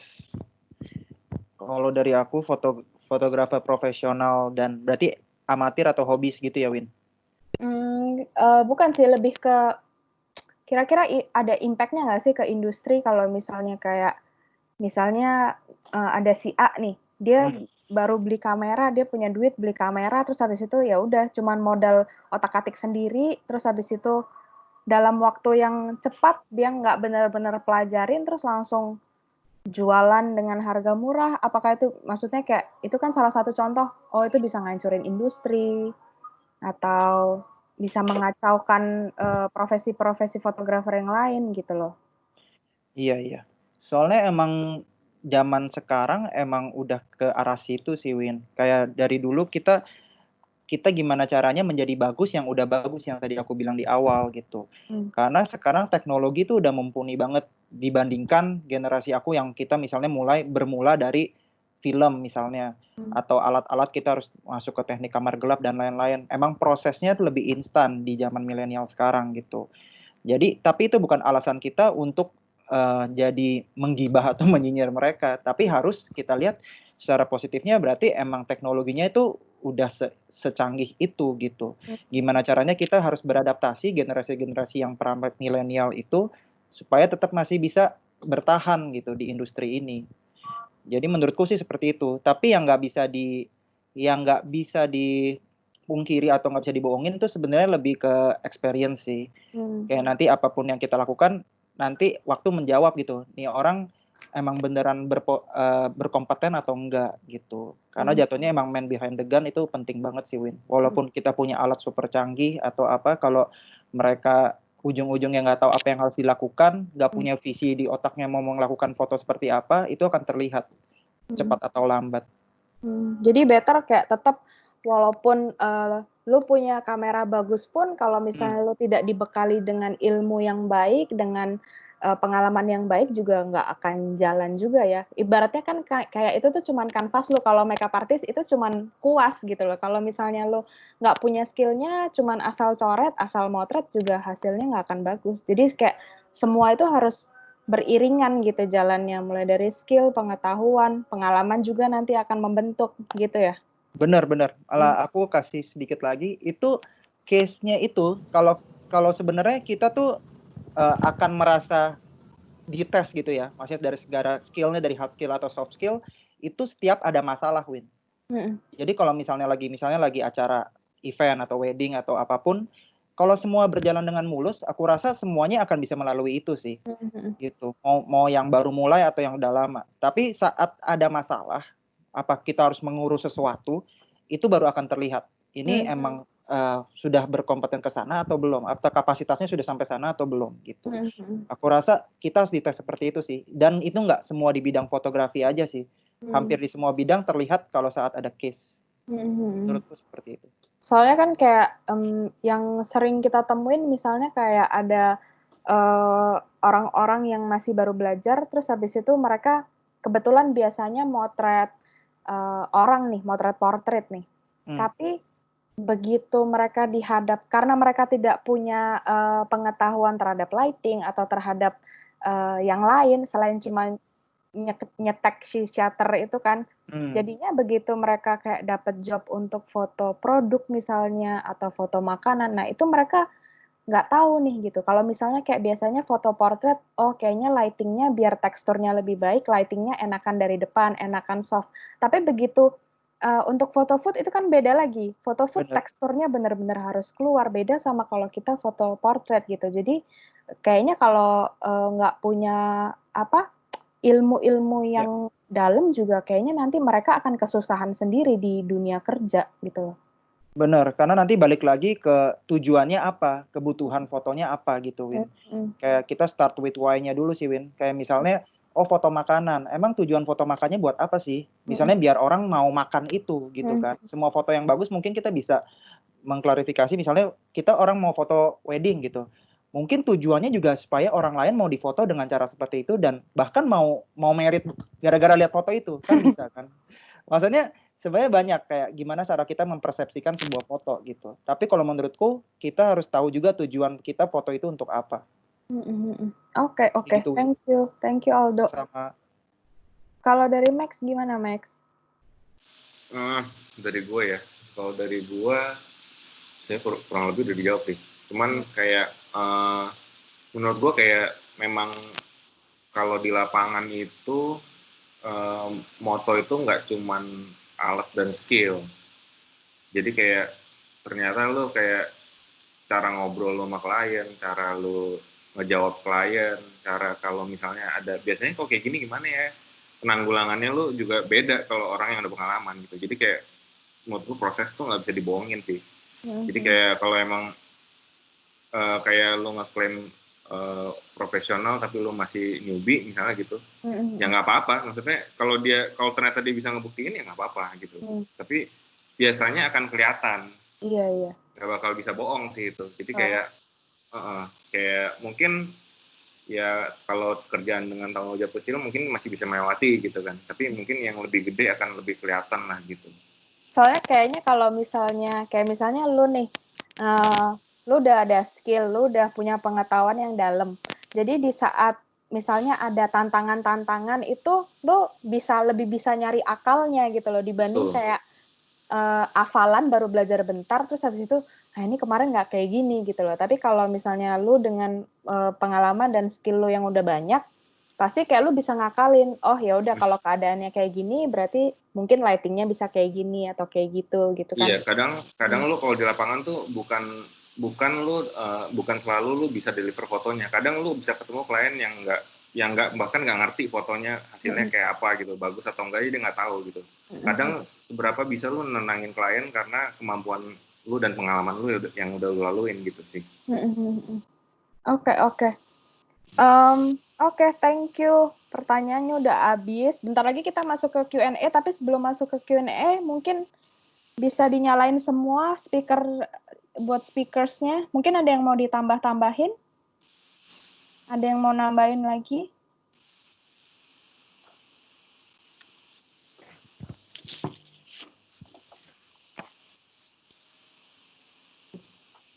Mungkin gue tambahin dikit kali ya, kalau ngomongin yang tadi, Win. Menurut gue kalau fotografi itu yang diperlukan itu adalah jam terbang. Setuju nggak sih teman-teman? Jam terbang itu penting banget. Kayak pengalaman itu adalah guru yang berharga.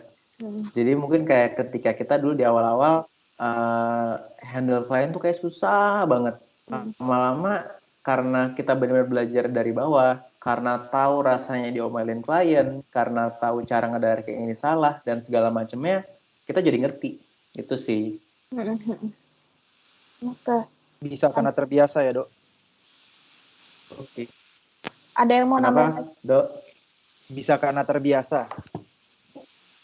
Betul, bisa karena terbiasa. Bagus tuh kata-katanya. Govinda mau nambahin? Enggak? Udah. Nambahin jempol. Ini ada yang nanya ke aku. Bentar. Kak, kalau di Lasal itu diajarin apa? Kalau di Lasal itu karena kita per semester itu diajarinnya beda-beda ya. Ada yang nyambung, ada yang enggak. Kalau misalnya di Lasal itu kita benar-benar belajar fotografinya tuh dari nol banget. Jadi kalau misalnya kita sekarang belajar ya udah langsung dari digital, kalau misalnya lihat YouTube bisa, segala macam bisa. Tapi kalau di Lasal kebetulan kita benar-benar belajar semuanya dari darkroom. Jadi dari ruang gelap itu kita benar-benar belajar cara nyuci film, terus habis itu nyampurin chemicalnya gimana, itu kita benar-benar belajar semua. Jadi benar-benar dari dasar. Baru habis itu nanti kita masuk ke digital. Untuk historinya kita juga diajarin. Nanti kita juga bakal kayak diajarin untuk foto beauty gimana, foto fashion gimana. Jadi kita akan diajarin semua sampai nanti pas udah semester mulai akhir, kalian udah mulai kebentuk nih karakternya, kalian udah mulai tahu nih bakal larinya jadi fotografer apa pengennya. Nah itu baru nanti ada asistensi satu-satu juga untuk ngebimbing kalian di situ, nantinya juga kalian bisa magang juga.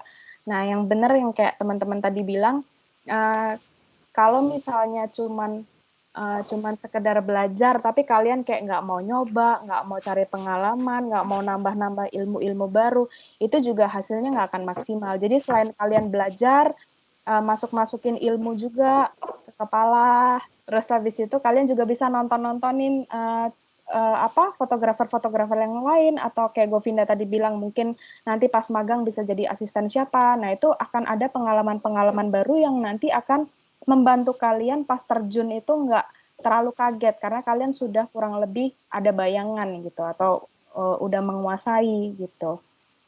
Oke. Oke, sekarang kita Benar. bakal masuk ke Q&A yang dari peserta ya. Q&A dari peserta. Ini ada hadiah leather strap dari Pracinta, ada 5 buat 5 pertanyaan terbaik.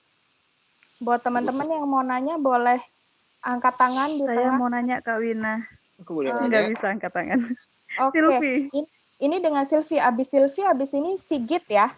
Iya. Silvi namanya Silvi siapa? Iya. Silvi Febria.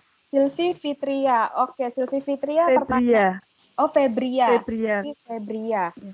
Oke, Silvi mau nanya apa? Ini saya kan baru banget membangun bisnis yang kayak Kak Wina tadi cerita, baru banget bangun saya bikin baby newborn fotografi.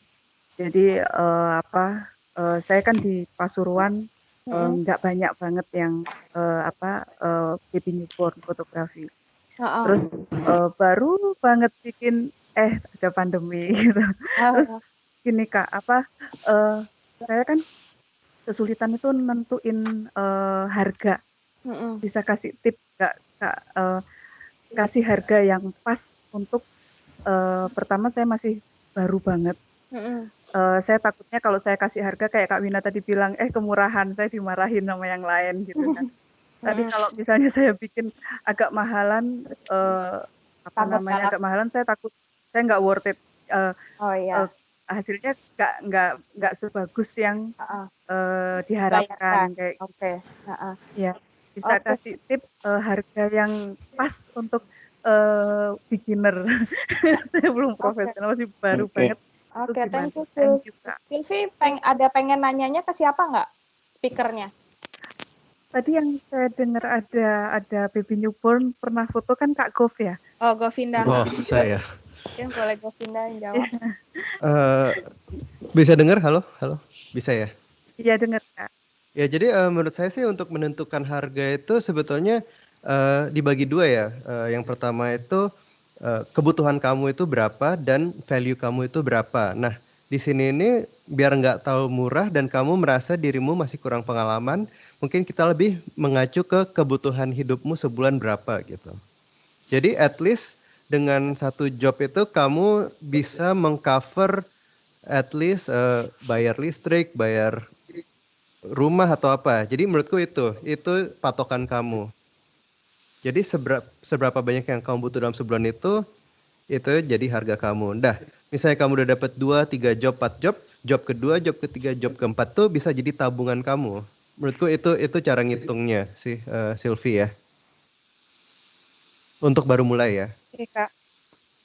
Untuk baby newborn ini kan propertinya lumayan mahal. Jadi kayak saya beli untuk baby wrap-nya itu kan lumayan gitu. Jadi bulu-bulu untuk karpetnya itu even satu bulatan aja cuma 1 juta kayak gitu. Untuk harganya yang lumayan mahal juga gitu. Mau bikin tarif mahal, saya belum profesional banget. Saya ambil berapa persennya ya Kak kira-kira? Gitu. Nah ini pertanyaan yang menarik soalnya di tiap daerah beda-beda ya untuk menentukan harga. Jadi aku sebut sebuah angka di sini belum tentu berlaku untuk di Pasuruan atau Jakarta, beda-beda semua. Jadi kembali lagi yang Silvi butuhkan itu berapa dalam sebulan biar kamu nggak rugi juga gitu. Jadi angka minimum yang kamu nggak rugi berapa, mungkin kamu tambahin sedikit gitu.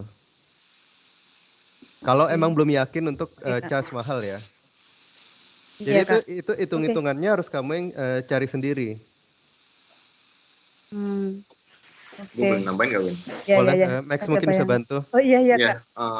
Kalau menurut aku kayak mungkin kalau misalnya biar bisa jadi perbandingan di daerah sana gitu ya, mungkin bisa juga kayak research dulu kayak dari kompetitor yang ada, kamu bisa kayak riset dulu kayak harga paling tinggi dan harga paling rendah itu berapa gitu. Jadi baru tahu kayak kamu mau nempatinnya di mana. Terus misalnya kayak soal properti mahal, mungkin ya dengan keadaan seperti ini mungkin kamu bisa bikin paket yang alternatif yang lebih murah, misalnya dengan properti yang mungkin dari kliennya yang provide, bisa kayak gitu juga sih. Oke, Kak.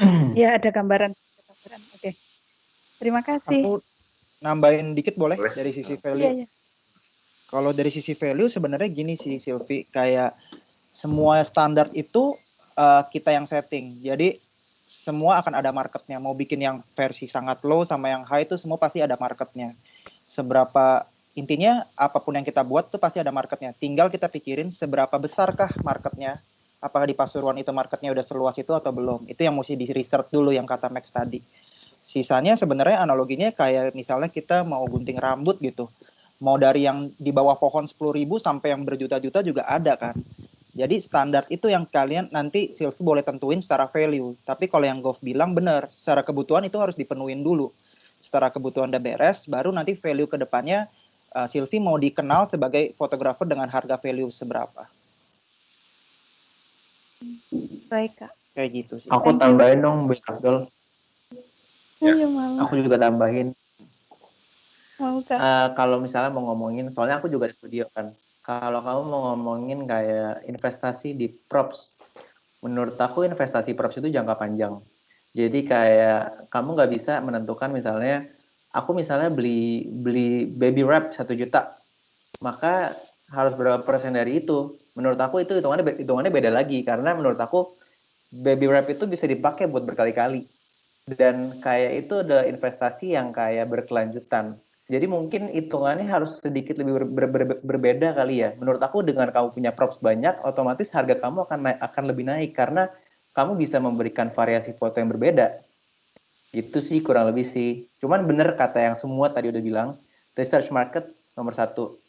Apakah misalnya kira-kira, let's say misalnya kamu jual di Pasuruan 10 juta misalnya ya 10 juta nggak ada yang mau. Kenapa? Karena mungkin di daerah kamu yang di daerah Pasuruan itu market 10 juta itu adalah market yang sangat mahal. Maka kamu bisa adaptasi, oh mungkin misalnya di harga 3 juta, 4 juta, cuman mungkin dengan quantity yang jauh lebih banyak. Itu bakal membantu bisnis kamu untuk grow. Gitu sih. Saya baru Terima aja kasih. kepikir, kalau misalnya saya ngitungnya per jam gitu gimana kali ya, Kak? Per jam berapa, Nah, terus waduh. even nanti dapatnya banyak atau dikit kan tergantung babynya rewel atau enggak kayak gitu. Betul. Tapi itu nggak apa-apa nggak ya? Gimana? Saya blank. Siapa yang jawab? Dok, coba jawab, Dok. Kalau per hour misalnya per jam misalnya per jam 300.000 seumpama di kampung punya. Jam 300.000 untuk baby kan kadang dia di tengah-tengah foto ada pup atau tengah-tengah foto dia rewel kayak gitu. Biasanya kan butuh sekitar 3 jam minimum kayak gitu. Kalau saya nentuin per jam gitu masuk akal nggak ya, Kak?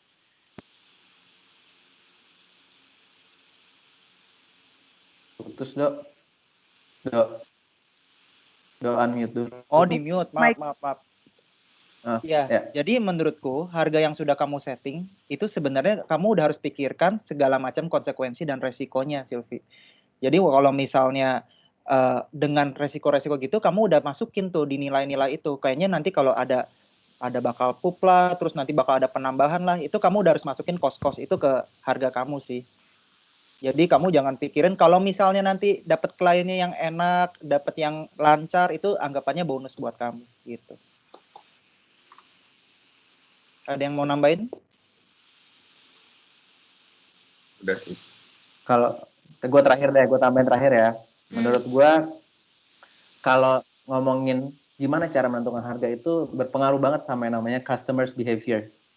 Jadi, let's say misalnya kalau kamu jual di Bali itu orang lebih menghargai kalau kamu jual per hour. Cuman ada di beberapa daerah yang mungkin aku nggak tahu. Mungkin kalau kita bisa lihat di Pasuruan, mungkin menurut aku orang nggak terlalu tertarik kali kalau kamu hitung per hour. Menurut aku mendingan kamu bilangnya per session berapa hour, misalnya 3 hour. Ya gitu aja gitu, that's it.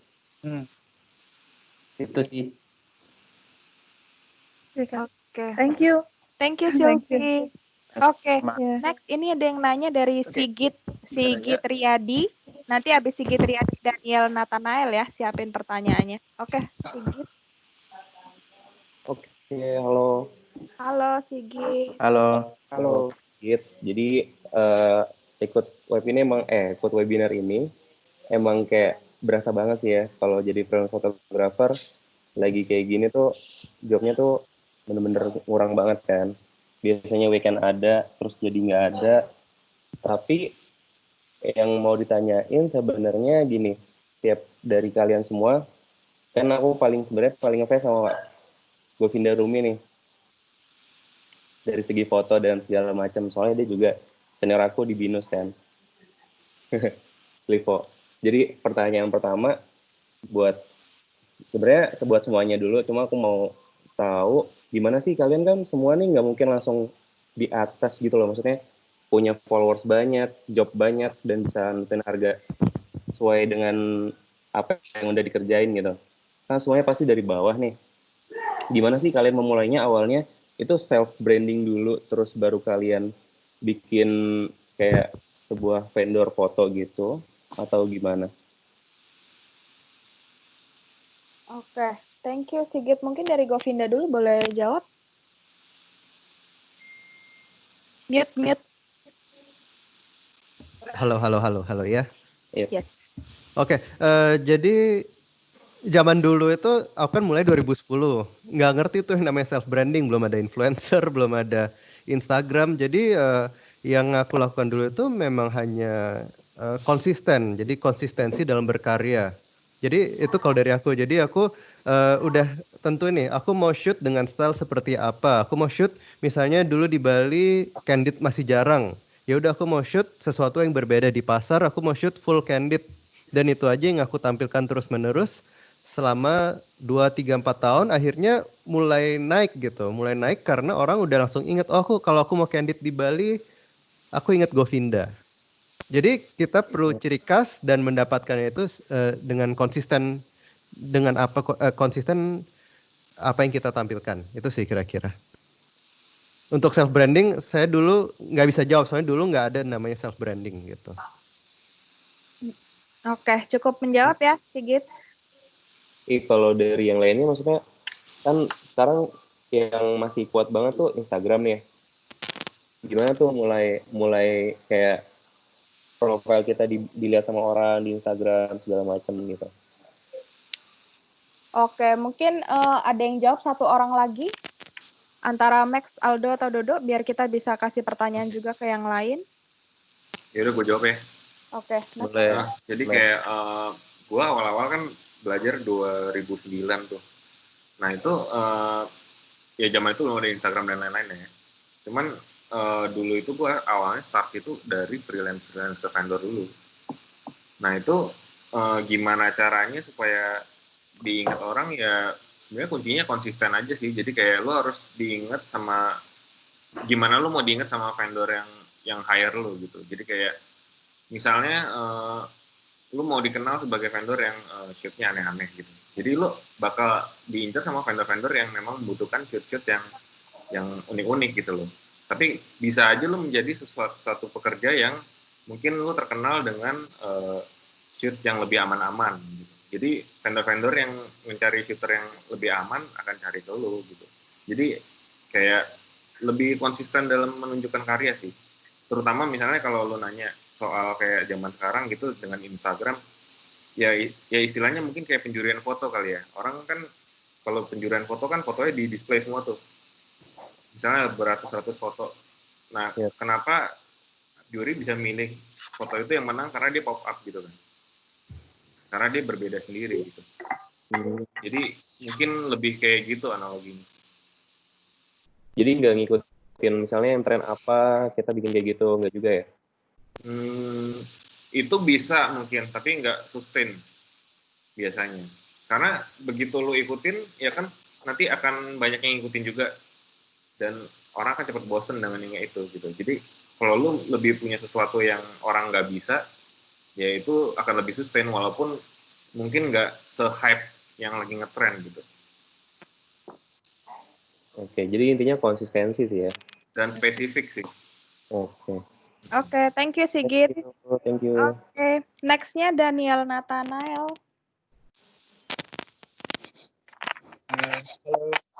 Halo. Halo.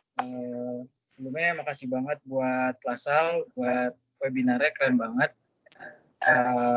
Kenalkan, aku Daniel Nathanael, videographer dari Depok. Aku mau tanya nih, buat semuanya, kan sekarang ini lagi masa pandemi gini, kita lihat banyak vendor-vendor yang bikin price list new normal. Nah itu kan kebanyakan menurunkan harga ya.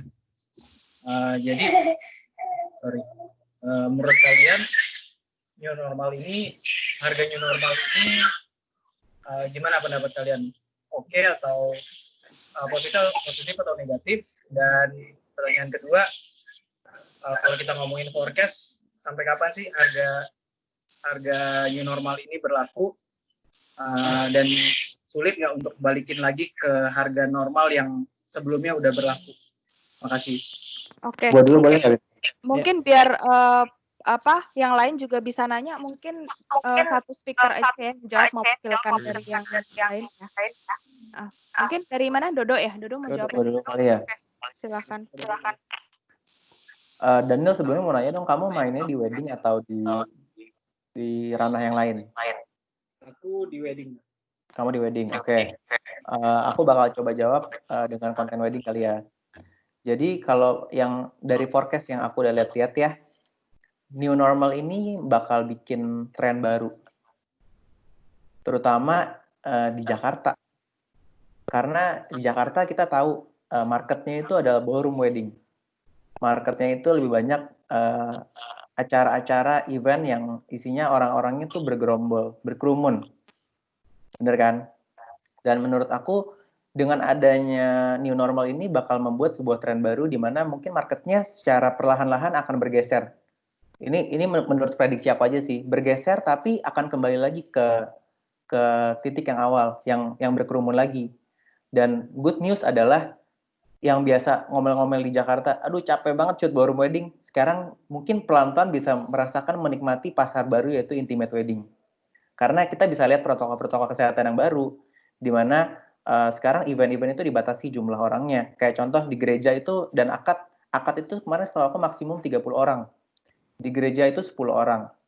Dan yang bisa kita lakukan sekarang, kesel sih kadang-kadang dengar konsumer yang kayak mulai, ada diskon COVID nggak?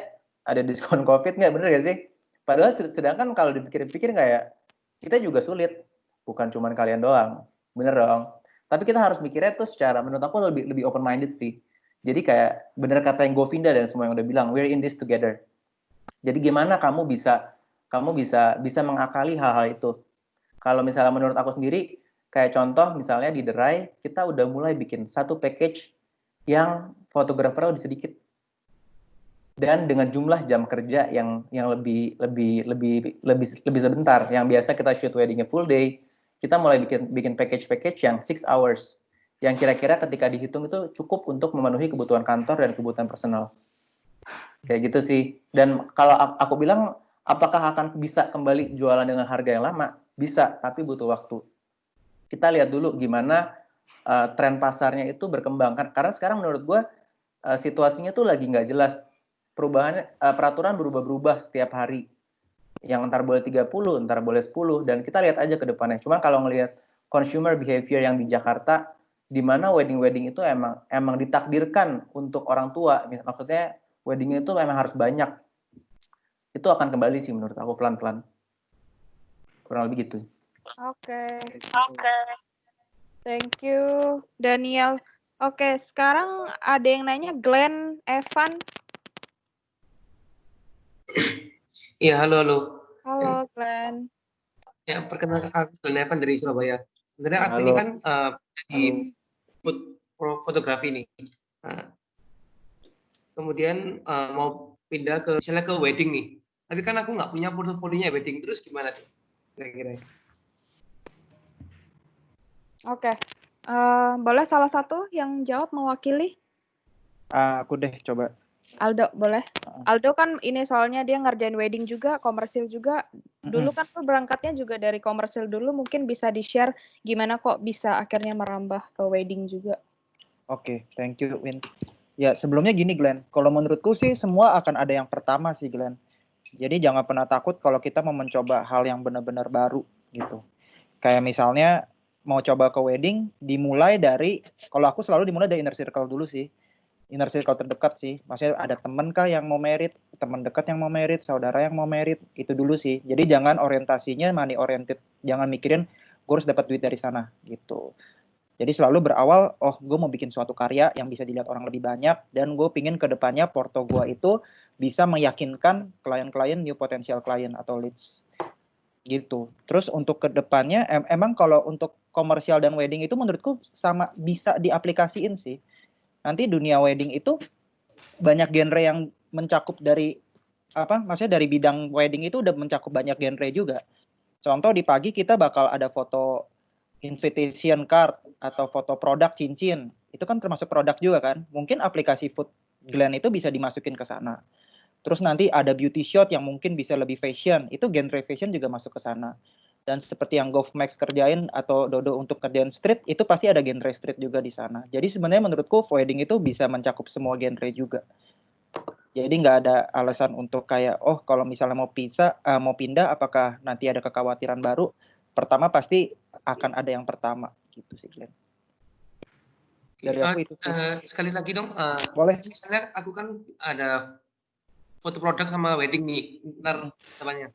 Itu kan lebih baik fokus ke wedding doang atau dua-duanya terjalanin? Kalau menurutku kita harus punya banyak kaki sih Glenn.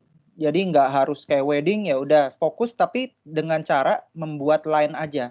Jadi nggak misalnya aku punya beberapa line khusus buat wedding, khusus buat komersial, itu yang kupisahin. Kenapa aku nggak bikin satu line itu bisa mencakup semua, karena aku nggak mau dianggap sebagai toserba di bidang fotografi gitu. Jadi aku mikir kayak di Aspictura aku fokus ke wedding aja, biar orang mengenal Aspictura itu di wedding atau di lifestyle fotografi. Tapi kalau di komersial aku punya scene art production, atau yang personal aku lebih demen ke portrait atau ke fashion gitu. Itu yang aku pisahin. Kenapa namaku itu nggak aku masukin sebagai wedding photographer, karena aku nggak mau dicap sebagai wedding photographer di personal branding aku. Jadi Glenn bisa memfokuskan itu dengan membuat line aja sih. Karena zaman sekarang kita harus punya banyak, istilahnya kelinci harus punya banyak lobang gitu. Jadi gimana kalau yang satu ternyata, wah dengan keadaan sekarang nggak bisa jalan, teman-teman masih punya backup yang lain. Itu sih yang di-concernkan. Oke, semoga terjawab. Thank you, Glenn. Oke, next ada Edwin Grinaldi. Oke. Kedengeran nggak? Kedengeran. Halo semuanya, saya Edwin. Aku mau nanya nih, dalam masa pandemi kayak gini, bagaimana tanggapan dan jawaban kalian gitu? Misalkan ada in case klien kalian yang tetap insisting untuk pre-wedding overseas gitu. Karena mereka memang misalnya udah deal dan pengen pre-wedding di luar gitu. How to answer that gitu. Boleh gue jawab? Siapa? Gue pindah dulu deh. Loh, apa aku dulu? Dodo aja deh yang sering overseas. Enggak, bukan sering overseas sih. Cuman soalnya lagi relate banget nih, kan keadaannya lagi begini kan. Tadi kan Koko bilang bisa. Tuh, siapa itu? Kok ada suara cewek? Oke, lanjut.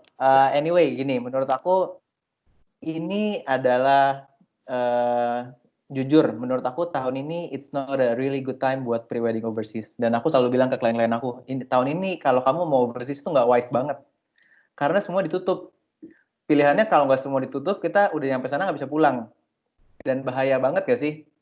Jadi kayak, kalau aku selalu ngasih pengertian ke klien aku, selalu coba ngobrol dua arah. Gimana kalau dari kalian tuh seperti apa? Dan emang ngerti banget yang namanya pre-wedding overseas sama pre-wedding lokal, ekspektasi karyanya itu beda banget. Ya, benar-benar. Ada orang yang ngebayangin sunset itu cuma bagus kalau di Australia. Emang benar, sunset di Australia bagus banget. Tapi menurut aku di Indonesia pun juga bisa ngeliat sunset. Even di Jakarta sekarang sunsetnya juga lagi bagus-bagus banget. Jadi itu sih yang aku bilang kayak kita juga bisa menggalakkan prewedding lokal dengan cara mungkin ngasih tahu ke klien, dikasih pengertian gimana sih kalau prewedding lokal tuh juga bisa dikenang gitu. Itu sih kalau dari aku. Siap. Thank you. Nice answer. Thank you. Oke, buat pertanyaan terakhir dari Ariel. Sigit boleh dimatiin dulu ininya.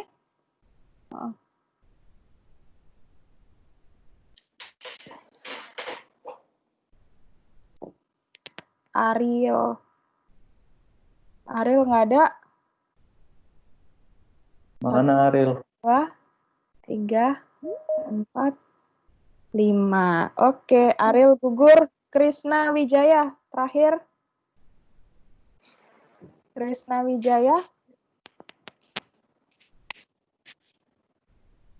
Oke, kalau nggak ada, oke. Udah ya, kita Q&A-nya udah kita tutup. Thank you banget semuanya yang udah hadir, udah menyiapkan waktunya untuk ikut webinar ini. Terima kasih banget juga buat speakers yang bersedia untuk sharing-sharing di sini.